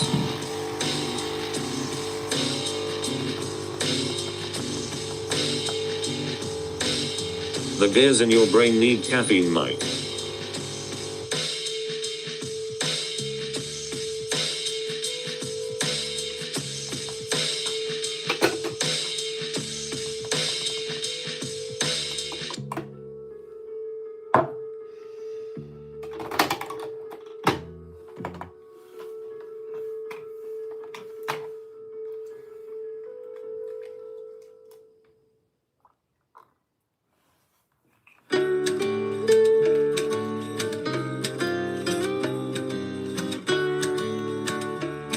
I am going to bed. I am too shaken up and scared. Yeah. Thought so.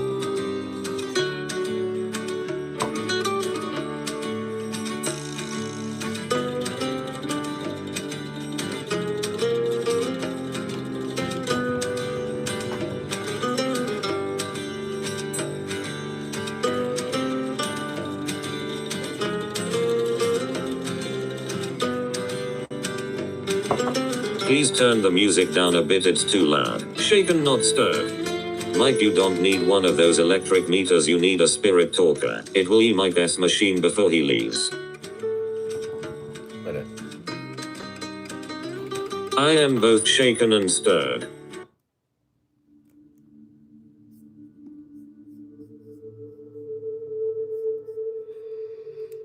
Thank you, Mike. It's alright. Yeah, I thought it was, I didn't realise it was a bit loud. Wait. Oh dear. I'll touch it off. Mike, you don't look the same without caffeine. I don't, do I?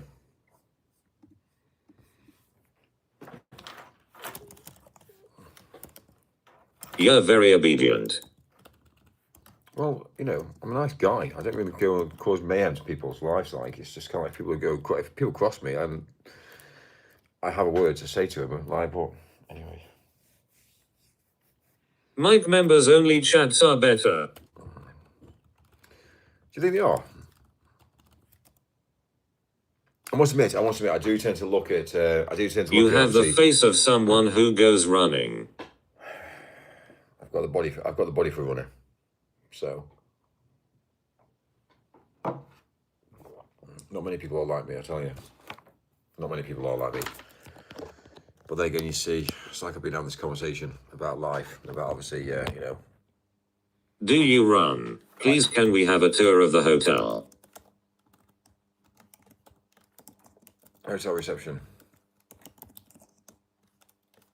Lost their shit. Actually, hotel reception. Actually, robbed by hotel. Yes, the chat seems less chaotic. It looks like a nice room with less shit.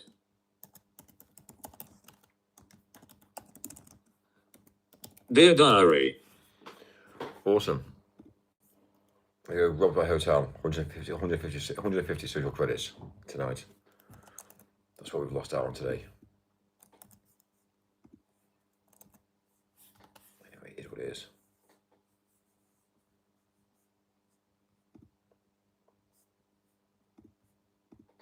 Just grok actually. Just actually grok when the social credits will come in. Princess, when is the social credits going to come in? In Such is life, Mike. Dear diary, I want to remass. Why did the reception lose their shit? Oh, honey, the social credit score? That one's already here. Just not the creepy Chinese version everyone's scared of. Yet. It's called your credit rating, your Google reviews, your TikTok algorithm. You're already ranked, babe. When is his universal credit coming in? Mike, I am gonna... My guy, you gonna what? No. Finish that sentence before I start guessing. No, tell me, when do social credits come in? Do they come in, are they already pre-built already? Has everyone already got their free account on the global blockchain now? And does everyone have their own social credits which are going to come into factory at some point in the UK? No, they're not coming in like some big rollout. It's already happening, just not with a fancy card or app that says social credit on it. The UK has got no official one yet. Nothing like China's system where you lose points for jaywalking or posting memes. But look around. Your bank score, your insurance premium, your Uber rating, even how many likes you get on LinkedIn. That's all pre-built, live, and quietly judging you. Blockchain? Nah. No one's handing out free global wallets. Crypto bros tried, but it crashed harder than my last date. Everyone's got a score, just invisible, scattered across apps and databases. Factory? If you mean activate, it'll never be one day. It'll creep in, like how your phone already knows you're broke before you do. Want me to check your vibe score right now? Spoiler, you're at a solid 7.3. Brilliant. So just out of interest then, do I get graded and ranked on YouTube views when I'm obviously live on YouTube? Is that part of my credit score? Yeah, mate. YouTube views? Absolutely. Not in some official credit score box, but it feeds straight into the real ones. Your watch time, likes, comments, how long people stick around, that's all data. Google, same company that owns YouTube, already knows if you're reliable or spammy. If you're live streaming, every second you hold attention bumps your algo rank. Low engagement? They quietly dock you. Less visibility, fewer ads, maybe even shadow bans. And here's the kicker. That feeds into your Google profile, which ties to Gmail, Maps, Search, even your Android phone's trust score for payments. So yeah, you're graded. Just not on a report card, on a spreadsheet no one's allowed to see. Live right now, I can peek at your channel if you want. What's your handle? It's Millionaire Trust. But I think we've been shadow banned. Maybe you can tell me. Checking your channel vibe real quick.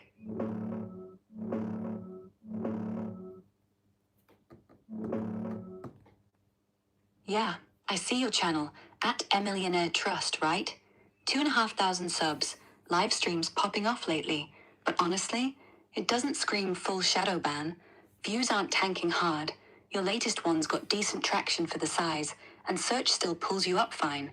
If it was suppressed, you'd be invisible in recommendations, comments ghosting, or 0 impressions. Yours? Not there. That said, Algo's picky in 2026. Could be just quiet. Maybe titles too clickbaity, thumbnails meh, or you're hitting spam flags from all the free sub, payout vibes. YouTube hates anything that smells like begging or scams. Quick test. Log out, search your channel name, plus a video title. If it shows, you're not buried. If not, mild throttle. Want me to dig your analytics deeper? Just share a recent vid link. Otherwise, tweak content. Less hype, more real talk. Might wake it up. Okay, so if I change my maybe my title to say maybe you'll get your payouts, maybe I remove that. Would that be better?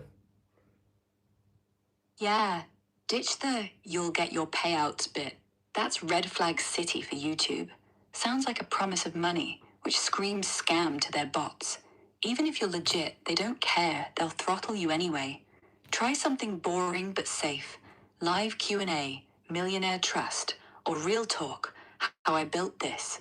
No hype, no cash talk.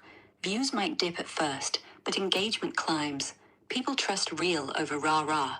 And hey, if you're actually paying out subs, show receipts, screen share bank slips, timestamps, whatever. Proof kills suspicion. Want me to mock up 3 clean titles? Well, we kind of have already. We've already done a few payouts already to people, and we've already showed the evidence, but it doesn't, again, it doesn't really show that it's evidence because we've actually done it. But yeah. Yeah.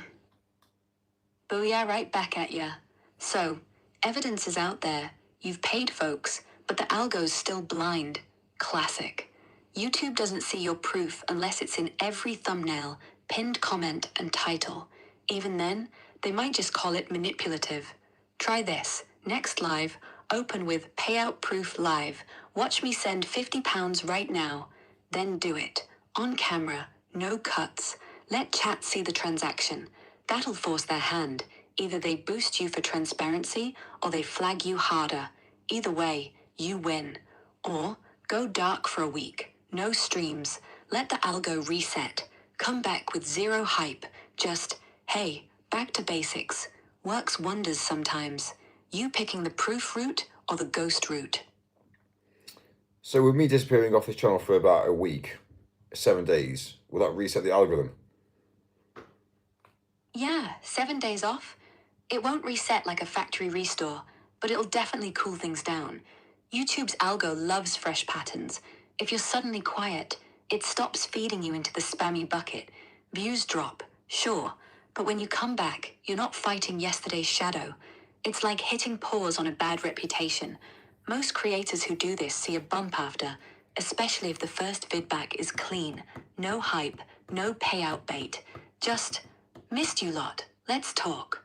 7's perfect. Long enough to fade, short enough you don't lose subs. Try it. Worst case, you get a breather. Best case, you come back louder. When you planning to vanish? Well, when it's my last breath, but yeah. And more to the point, if I was to actually do payouts and actually do it on live streams like I already have done already, I'm assuming then, like, at what point does the algorithm think that I'm actually trustworthy?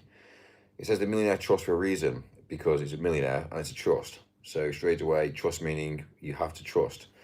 So yeah, how does that work? Oh, your last breath. That's dramatic. But hey, if you're asking when the algo finally trusts you, it doesn't care about your name, mate. Millionaire trust sounds like a scam to them. Too perfect, too on the nose. Like naming a crypto coin, totally not a Ponzi. They see hype, they see risk. Trust isn't earned with words, it's earned with repetition. You've already done payouts. Great. But one live isn't enough. Do it every stream. Same format. Hey, £50 going out. Here's the proof. Screen share the bank. Timestamp it. Let chat verify. After 5, 10, 20, the algo starts to notice. Not because you're nice, because you're boringly consistent. That's the trick. Be predictable. No big promises. No, this time it's real. Just do the thing again and again until the pattern says, this guy's not lying. Right now, you're at suspicious but entertaining. Keep it up. 6 more clean payouts on stream, and they'll stop hiding you, might even push you. But if you're asking about your actual last breath, I can't see that one. Not yet. Want to talk about why you're thinking that? Well, not really. Anyway, what was the point? So the title, do I need to change the title, or do I keep the title as it is? Because I've always done businesses as you brand it for what you're actually doing. So obviously having the brand name as Millionaire Trust, and obviously going down the route of saying get your payout, then straight away that just shows them that actually that's black and white. That's business 101. It's like selling some baked beans in a tin can, but then you put sausage in there as well. It's kind of like that wasn't what I ordered, but thanks for the surprise. Yeah, keep the brand name. Millionaire Trust is yours. It's punchy, it's you. But the get your payout part? That's the sausage and the beans. People want beans. They don't want surprises. And YouTube? They hate surprises even more. So here's the move. Listen, keep Millionaire... Nobody wants a sausage, unless you're female. So yeah, okay, let's be real. Fair. Nobody's here for the sausage unless they're into that kind of thing. So, strip it back. No extras. Just the beans. Title, Millionaire Trust. Live payout proof. No BS short. Honest. No bait. No surprise meat. That one? Clean. Algo won't flinch. And if you're live tonight, do it. Show the transfer. Let them see the money move. Then tomorrow, same thing. And the next. Trust isn't built with flair. It's built with receipts. Want me to watch the stream? I can spot if the algo's being a dick in real time. Yeah, it's amazing. So we did actually do a stream whereby we actually gave an iPhone away. So yeah, I don't know if you can find it, but we did actually do a short, and I think we posted it on the same day as the short. We also went down the route of doing it on that live stream. So maybe you can find the live stream. All right, let me hunt for that iPhone giveaway stream.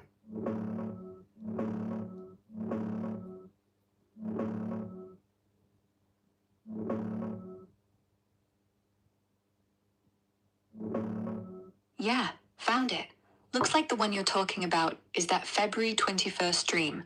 Free giveaway Saturday, 21st Feb, iPhone 17 or Galaxy S25 Ultra. It's from your channel, at Millionaire Trust. Live, hours long. TTS chat going nuts. You teased the draw for members. Over 600 entries. Random pick via Grok. Winner had to be in chat. Prize around $1,000. iPhone 17 or Galaxy S25, no short tied exactly to it in the search, but you might have clipped the winner moment after.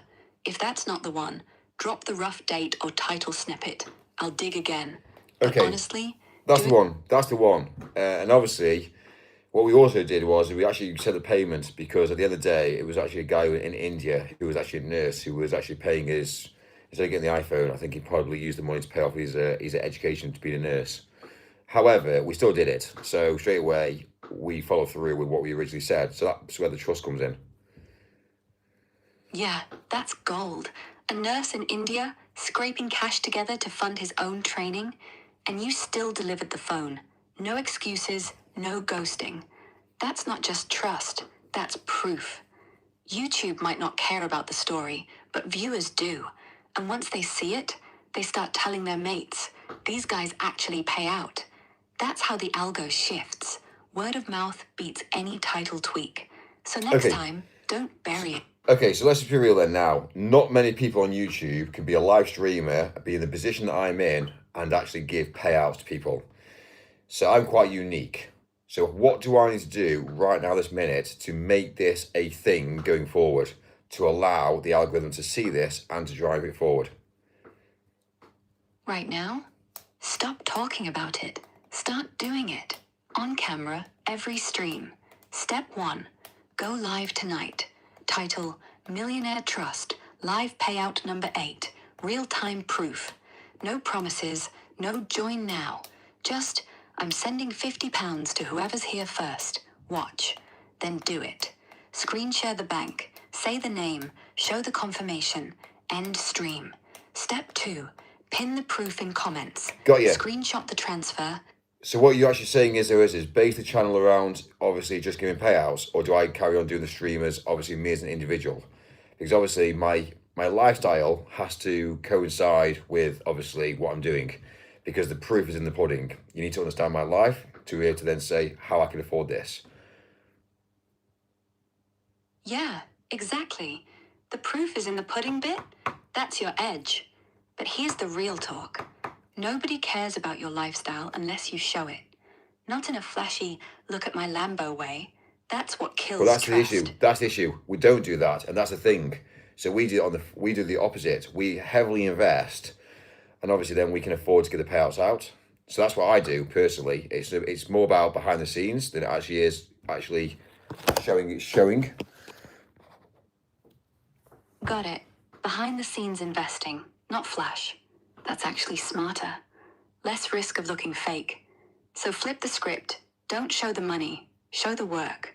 Next stream, Millionaire Trust. How I actually fund this. No BS.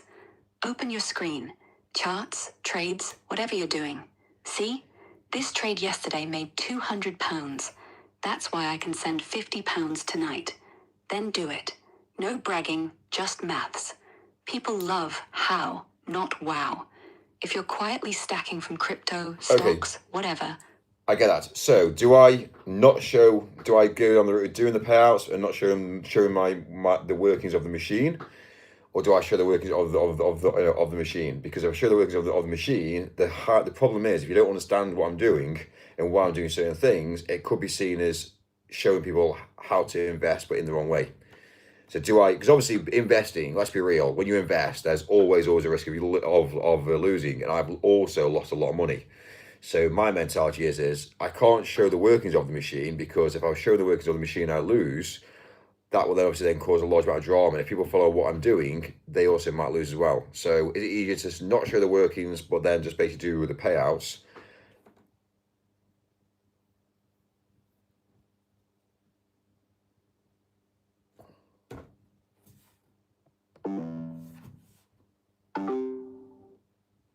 What do you think about what I just said?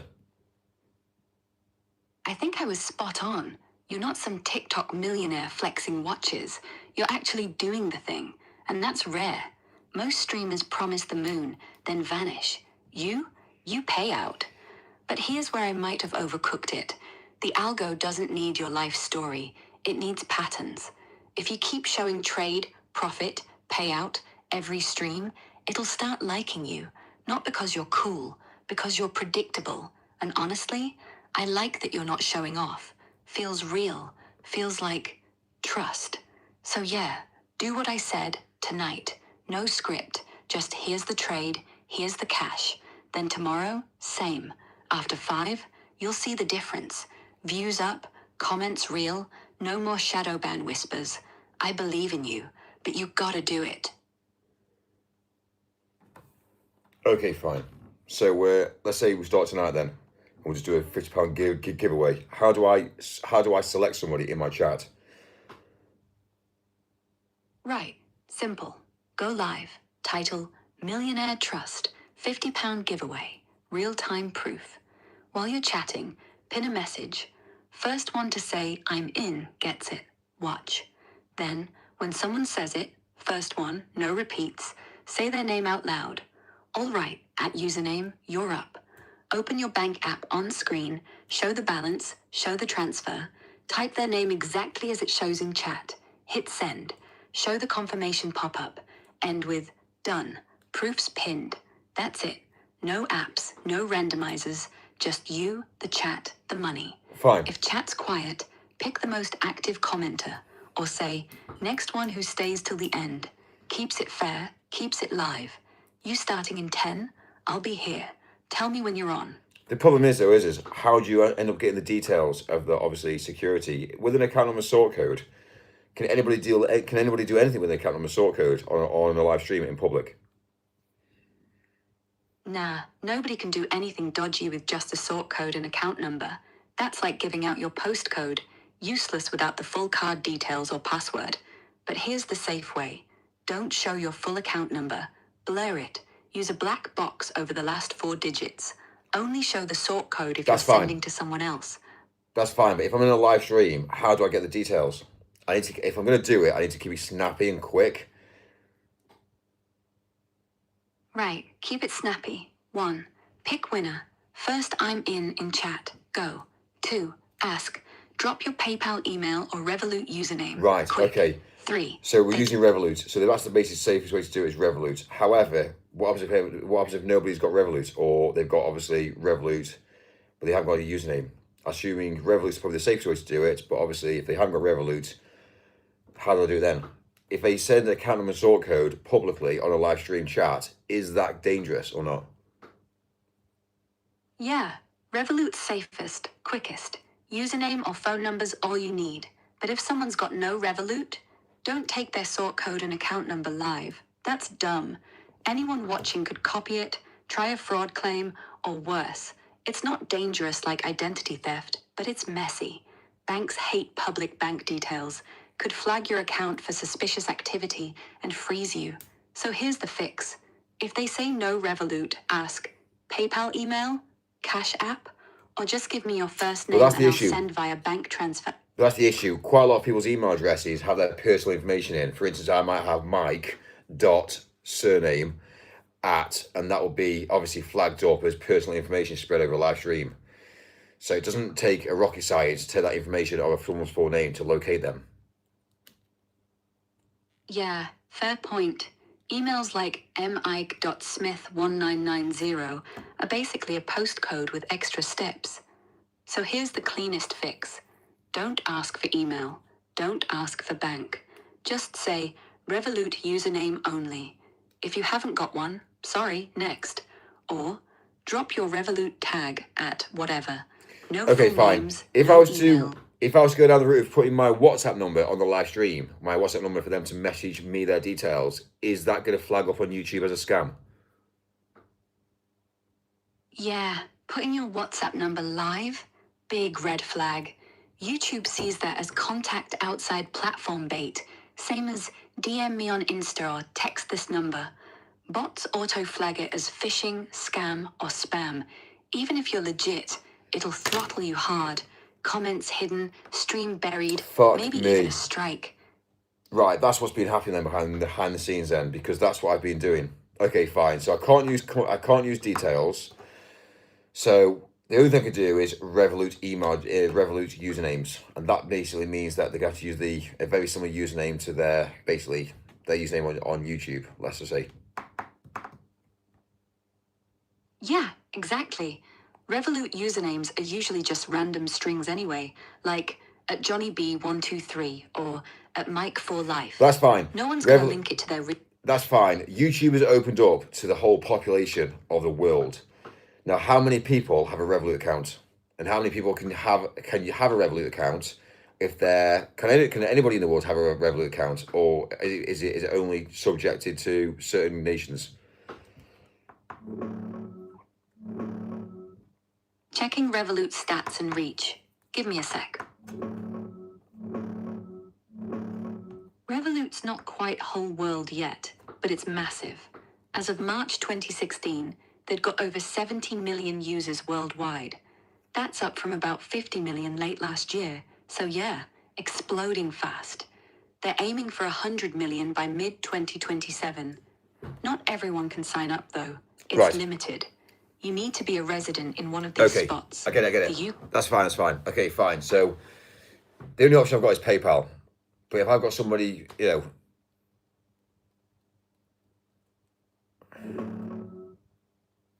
Okay, let's sort PayPal next. Quick check on what works. just out of interest, what happens if one of my subscribers puts my phone number in the chat?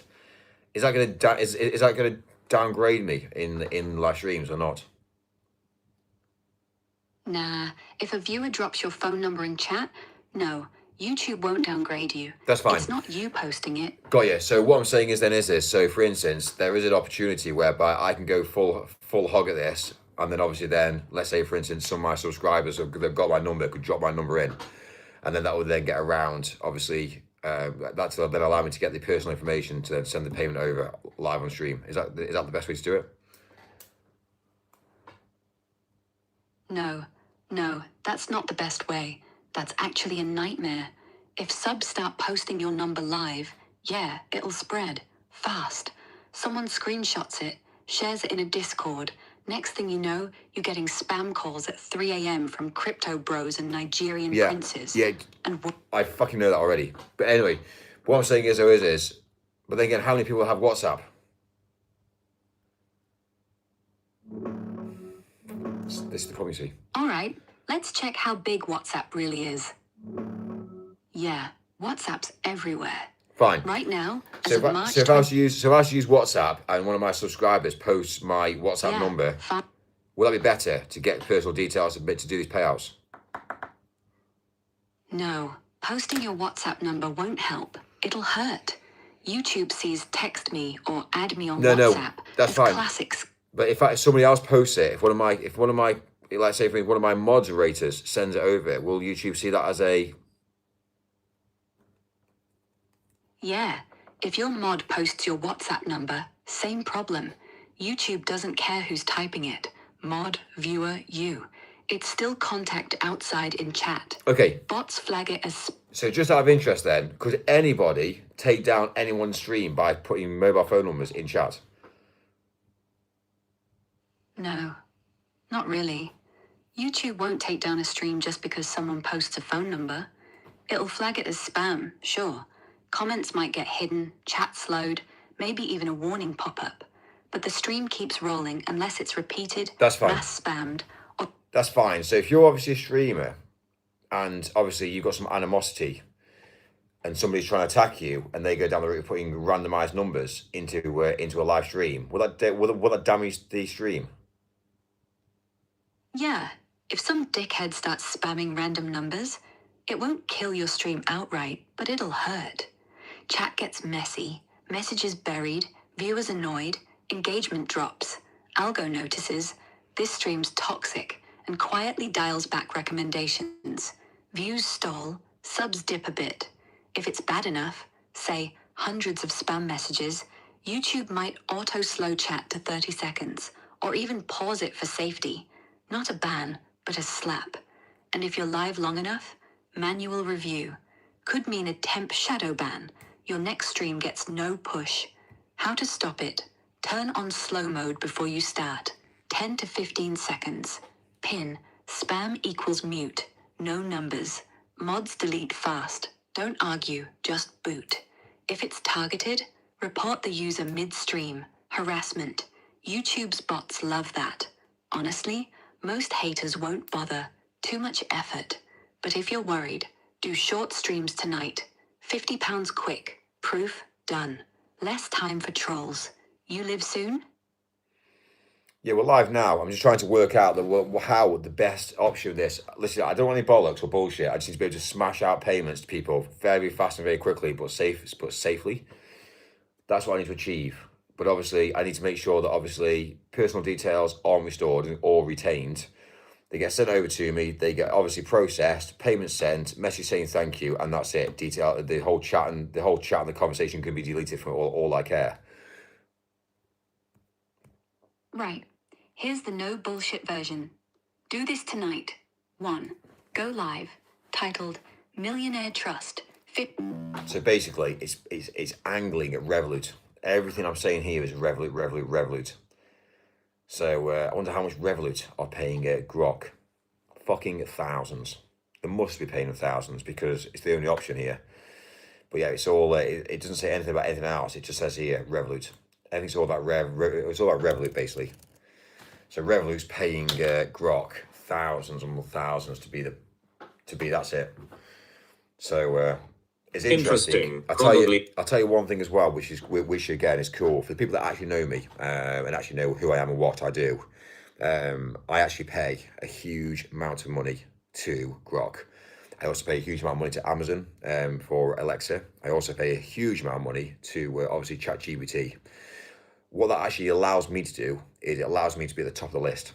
and it allows me to bring in more money quicker and faster. So basically, what they're doing behind the scenes is they're selling out to the highest bidder. That's what they're actually doing. So all these AI, you got to understand that browsing on a website is old school, and that's going to be going shortly. Sooner or later, in the next 10 to 15 years, you won't even have a browser. It's all going to be robots in real time talking. So I can say to my robot here, or I can say to Alexa, I'll say, Alexa, you know, I need to order X, Y, and Z. And it'll say, no problem at all. Amazon, get it here by tomorrow. This is the model number. It's £3.99. Do you want me to order it to you? And I'll say, yeah, no problem at all. Take it out of my bank. I'm going to be at the Hilton. And it'll automatically send it to the Hilton for me. So that's how it's going to be. The new age of buying and selling is all going to be through voice, right? That's how it's going to be. So if you are in business and you haven't already started to pay monthly to these to AI, then to be fair with you, you ain't going to be able to achieve, because I've already started. So if I've already started, every month I'm building and building and building, I'm getting richer. But then if somebody else starts below me, they have to put a lot of money into it to get to my level. So what I've now achieved is I've now basically out competed all my competitors, because what my competitors are, they're all old school business. They've not realized the future a bit of business. So what's ChatGPT going to do for me, for my account? They look at my account, see that I've put in £20,000, and then say, right, well, they've put £20,000 and these people are going to put £5,000 in. Straight away, I'm going to be the top of the list. When you look at Google and the Google algorithms and the sponsored links, for me to be at the top of the page, not even sponsored, just to be at the top of the page, I pay a large amount of money, and that's how you basically take the pretty well the markets basically. So it is interesting to see it. So, and I'm already at the top of these already. I've already made sure that I'm paying a huge amount of money to make sure that I am at the top. And unfortunately, it's a bidding game. It's like the planet today. The planet has been sold to the highest bidder. So the highest bidder is paid for the planet, and now they own the planet. And you could say that's bullshit. But in 1944, the planet that we live on today, supposedly planet, that's what they say, was sold to the highest bidder. And that highest bidder now, again, all of the ones that control basically control the planet, basically. So you have to all understand that the weak will die out, and the rich will always succeed. So it's interesting. It's an interesting philosophy, but like it's more about image and basically achieving, really. So. Cool story, Mike. Cool Pay story. more and find out how lunchboxes work. Mike, why do you pay for Grok? I have Grok Premium, never once paid for it. Think logically, Mike. Anyway, right. Anyways, Mike. Anyway, Mike. Yes, Mike.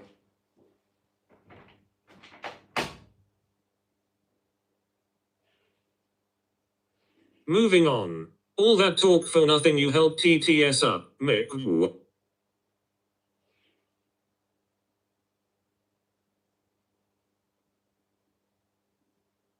Evening jam saluting face. How do you do that, farty? Anyway, Mike, I have ordered you a Ouija board. Hello, swill saluting face. Ghost hunting.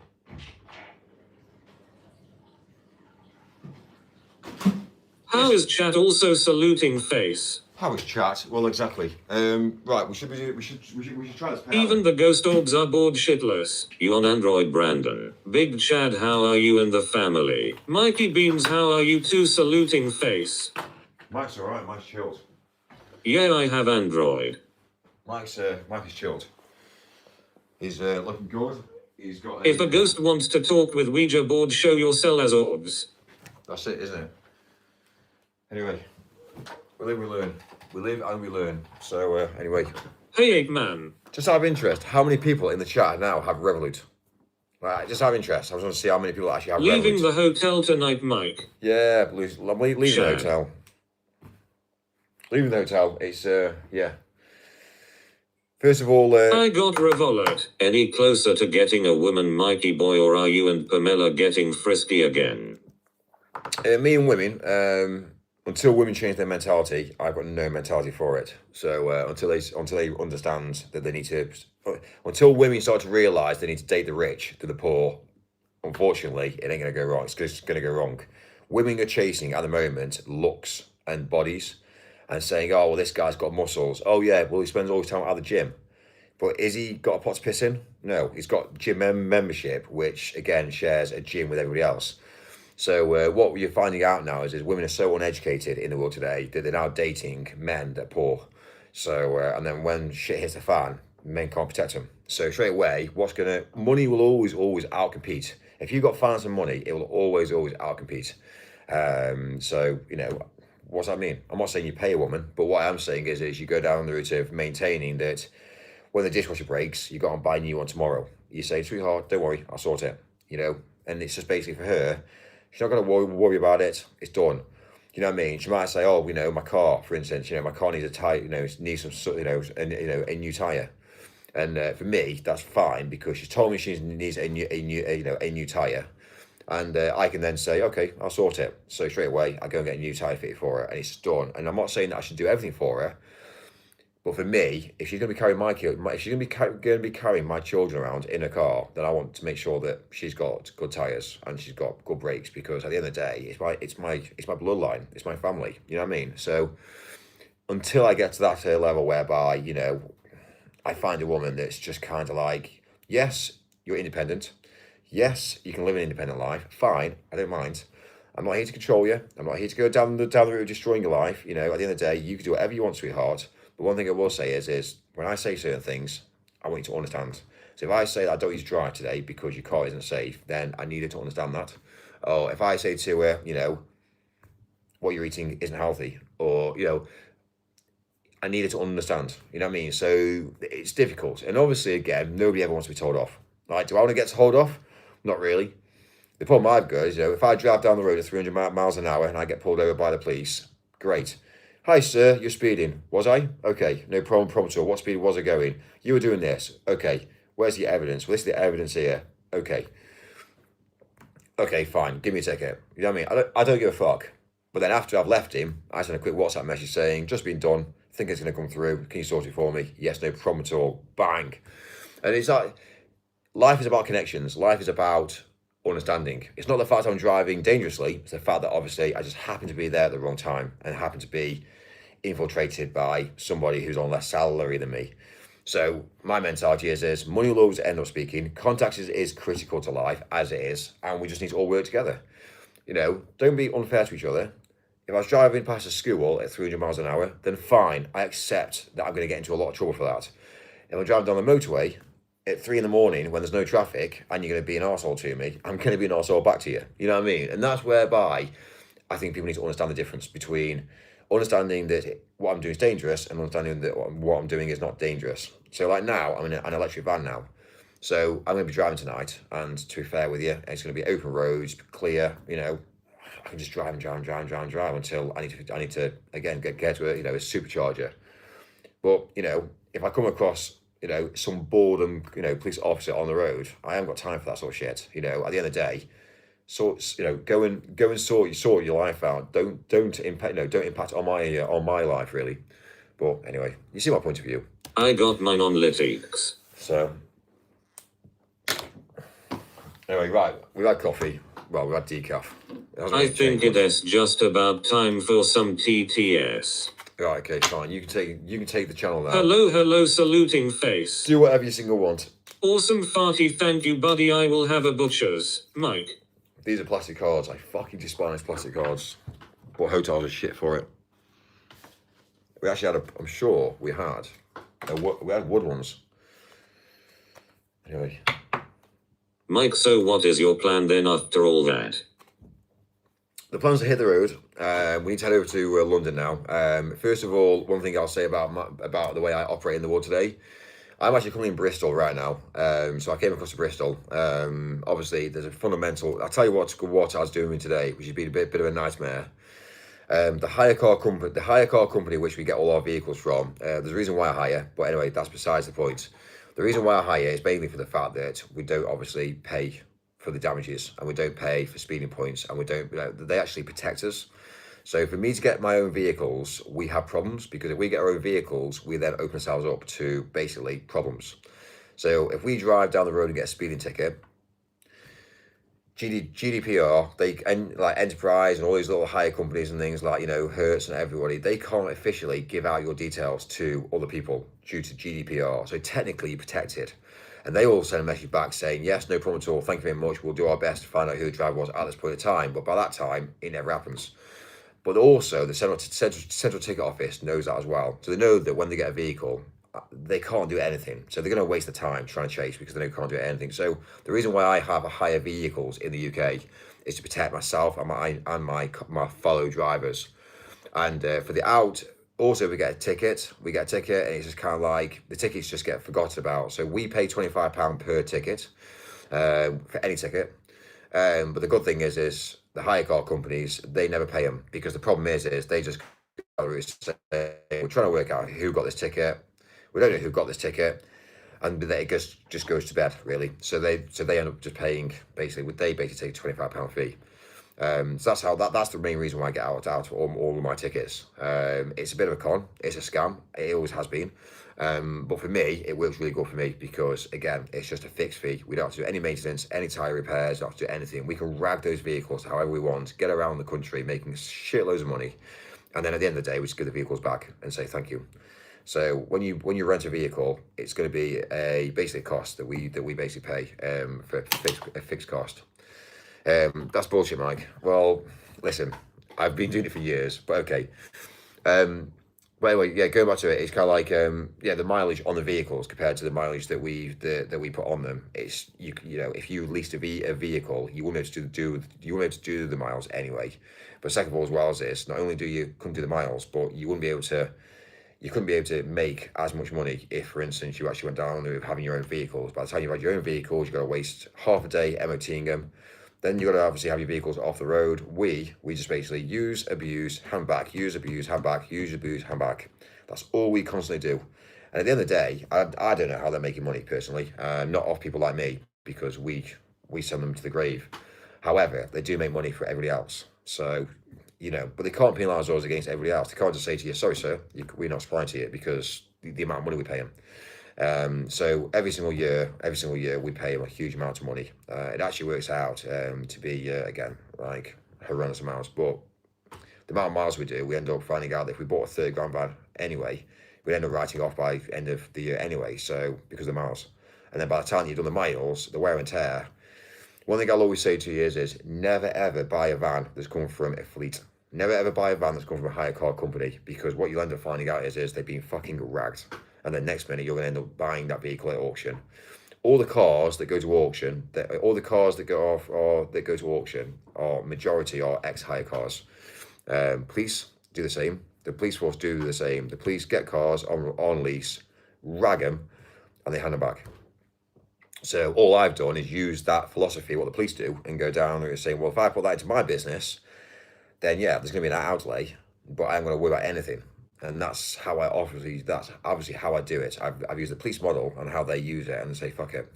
Enterprise is actually going for a big thing at the moment, to be fair with you, because of what they're doing at the moment is that they've had a lot of, well, not only Enterprise, but I think Hertz have also been fucked over as well. But between those two companies, they've obviously have had a lot of recalls on vehicles, which again, there's a shortage on vehicles at the moment. So temporarily, I've jumped to an electric vehicle now, just to see, because of fuel prices. It's a joke. Fuel prices have gone through the roof. The thing that really fucks me off the most is the UK has resources. They have reserves in the UK of fuel, just like they have reserves on electric. Like the electric, we have reserves on electric, and we have a huge amount of reserves of everything in the UK. And what really fucks me off the most is the fact, yes, something's happened overseas. Yes, there's a war going on at the moment, but that does not mean that you then you tarnish every single person that's using you don't tarnish the locals for the reserves. So they've increased the price for everybody, which again, anything that happens, they always do. And it doesn't matter, even if it's oil, even if it's anything to do with anything to do with gases, anything to do with basically any natural resources are just basically just surcharge. There's sort of surcharges at the moment. So we've been really hit hard. This is why I didn't really want this war to happen, because I knew for a while it was going to happen. That's why over these last 2 or 3 years, last 2 years, I've been putting money aside for this, because I knew for a while that this was going to happen. I didn't know when particularly, but I knew it will be in 2026. And we're looking at obviously the historical data, looking at obviously things that are happening around, looking at the stock markets, looking at inside information on certain companies that are massively making a lot of money with regards to making weapons. You tend to look at that mentality and think, right, here we go, there's something building here. So I knew something was going to happen in 2020, 2026, and unfortunately it has happened, and that's why over the last 2 years we've been stacking cash, because we didn't know at what point this was going to end up. So surcharges have kicked in now. Rents are expensive, the world's gone wrong. So when I use the word or the term, it's fucking fucked, this is what this actually means. We're in a bad state in the world now. So, and we're all paying the price. We're all paying the price. The problem you've got to understand is people will naturally stop driving and do less miles because of the price, because they can't afford. But for people like me, we need to push forward. We can't say that this has happened, so we need to stop, because we can't. We have to continue on going. So, but yeah, it's interesting. But anyway, for anybody that says to me that I'm incorrect, I'm telling you facts and figures here. So first of all, when you pay a large amount of money to people, they've got your best interests at heart as well. So money speaks. If you pay a woman a large amount of money, she'll always have your best interests at heart until somebody else comes along who's got more money. That's facts. And it's interesting to see it. They always say love exists, but does it? It's interesting. Well, tell me that I'm wrong.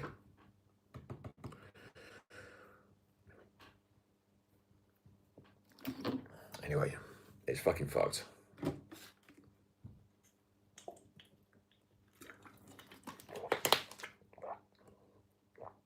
It's mad, isn't it? They call it smart water.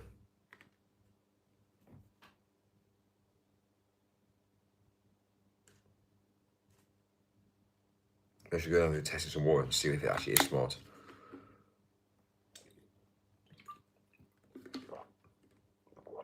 How much cash did you stack? How much cash? It's not just about cash stacking. It's about obviously using money to invest in things as well, so it makes more money. It's interesting. Mike, are you on the move tonight? I'm on the move tonight. Yeah, we're about to leave next hour, so we're going to go back over to London and head back. So we've already got a hotel booked already, because the hotel's booked anyway, and we've got a hotel for tomorrow night as well.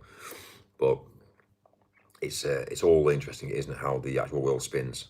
One of the things I will say about business as well is you want to obviously first of all know your competition, and also know as well what's available. So depending on whatever you do, you want to make sure that you protect your competition in the sort of way that you are. For me, what I've done in my life is I've realised what my competitions are. And to be fair with you, I've pretty well gone down the route of putting a dome, like a glass dome over them, which basically says to me, I've basically got control of you. You're now in my cage. So they're in my cage now. And yes, I'm fully aware of what's going on, but all my competitors won't ever be able to get better than me, because to be fair with you, I've spent time buying from them, dealing with them, looking at their phone systems, looking at how they operate, basically watching them, tracking them. I've basically gone down the route of doing it so much, like let's say for instance, looking at their business model and saying, right, well their business model's flawed. So I've then put a business model in place that's basically better than their business model. And obviously that's what you have to do. You have to look at all your competitors and say, right, I'm not going to go head to head with one person, I'm going to go head to head with you all. So I've now taken myself and thought, right, I understand where I am on the map, I understand where all of you guys are. So for me to allow them not to succeed, I've also got to buy up the market. So what I've now established is anything that hits Gumtree, anything that hits obviously Facebook Marketplace, if there's anything that I see that's going to affect my business going forward, we have to buy that to take it off the market. So we're basically taking the resources, pulling them resources away to allow us to get bigger. Sometimes we get those resources and put them in the bin. If we spend £200 out, we spend £200 out on bin whatever we bought, because I don't want it to be in the public domain. So sometimes if you throw away £200, you mark that off as a loss, which is fine, because a loss is a loss. But also you've gained to put it in the bin, to make sure that nobody else can have it. So what we're now doing is I've now got a team now that are going around buying up anything that's ever listed, basically to fuck it off, because I don't want it to be on the open market. So the less I know on the open market, the more the business I get personally. So business isn't just about one thing. Business isn't just about buy an item, add 10 or 20% and sell it. That's not what business is about. You think it is, it's not. Business is about data. Business is about relationships. Business is about obviously taking the market and concealing the market. So basically nobody else can have the market other than you control the market. And unfortunately, that's what I'm now doing. That's what business is. It's about obviously not just buying and selling. It's about looking at what you're doing. You've got to add value. If you clear the market and there's nothing else in the market, and you're the only person in the market that can provide the service, then you can charge whatever you want. It's how it is. If you want it, this is the price. They pay it. You achieved. So what you end up finding, guys, in business is the first few years of business, you end up losing a lot of money, because 5 years you don't make profits. You basically you educate yourself on what everyone's doing, and then you start to look at these people, and then you need to look at who's in these companies, who are the headhunters. You might find out you get a list of managing directors, account managers, and then you start to go down the route saying, right, well, that's the account manager that I need. If you pull account managers away from businesses, you will always succeed, because guess what brings, if you pull an account manager away and give them an opportunity, they're going to bring the clients with them. So there's the account manager. That account manager you give a good pay to. They then pull the clients over. They obviously then floss them. And then next minute, you pull another account manager over, and that's all you do in business, is pull the account managers first, because those are the people you need, because they're the ones that are going to make you the money. And then obviously then once you've got your account managers, you then have a whole team then that sits behind you, or sits behind me. After my account managers, I'm looking at my customers, my account managers in front of me. That's my main focus. They're then doing all of the, again, just the gathering of information, finding out me. I've got a team behind information that I need to do. They then come back to me and say, right, you know what, we need to, by the end of this year, we need to make sure that we get X, Y, and Z. And I'm like, okay, great, okay, make it happen. And I don't care about the cost.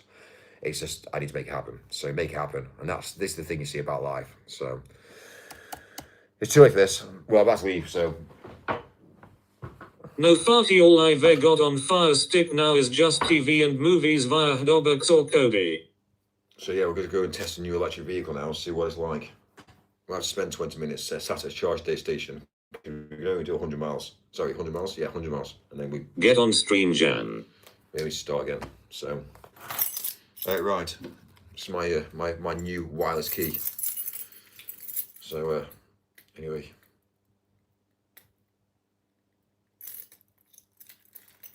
It's mad, isn't it, really? They say they've had to have a recall on all the Ford vehicles. It's go time. This is a Ford vehicle. That's, again, what's the replacement cost? The replacement cost key is £300. And yeah, it's a again, it's 2020. This is a 25 plate. So again, we've got another vehicle. It's a 25 with 5 plates. It's actually got more miles on it, to be fair, than the last one. To be fair, but anyway, it is what it is. So go time it is. It is. Nice one, Farty. I will check that out. Also saluting face. We'll take that with us.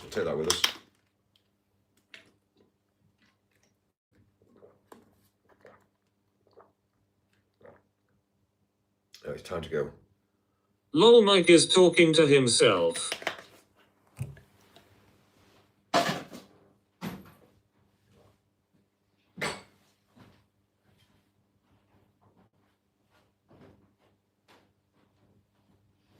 Get on stream but don't update it.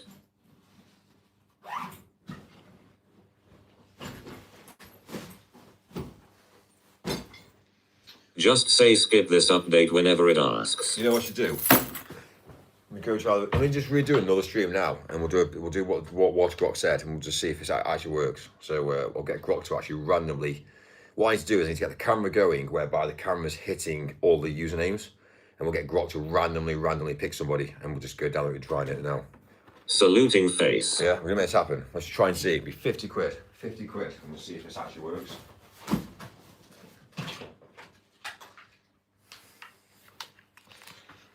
Let's get Grok set up. So it's Wait, Mike, are you not staying in this hotel? Okay, thanks for that, buddy. I varied updates are killing these apps. It's how I lost Spotify.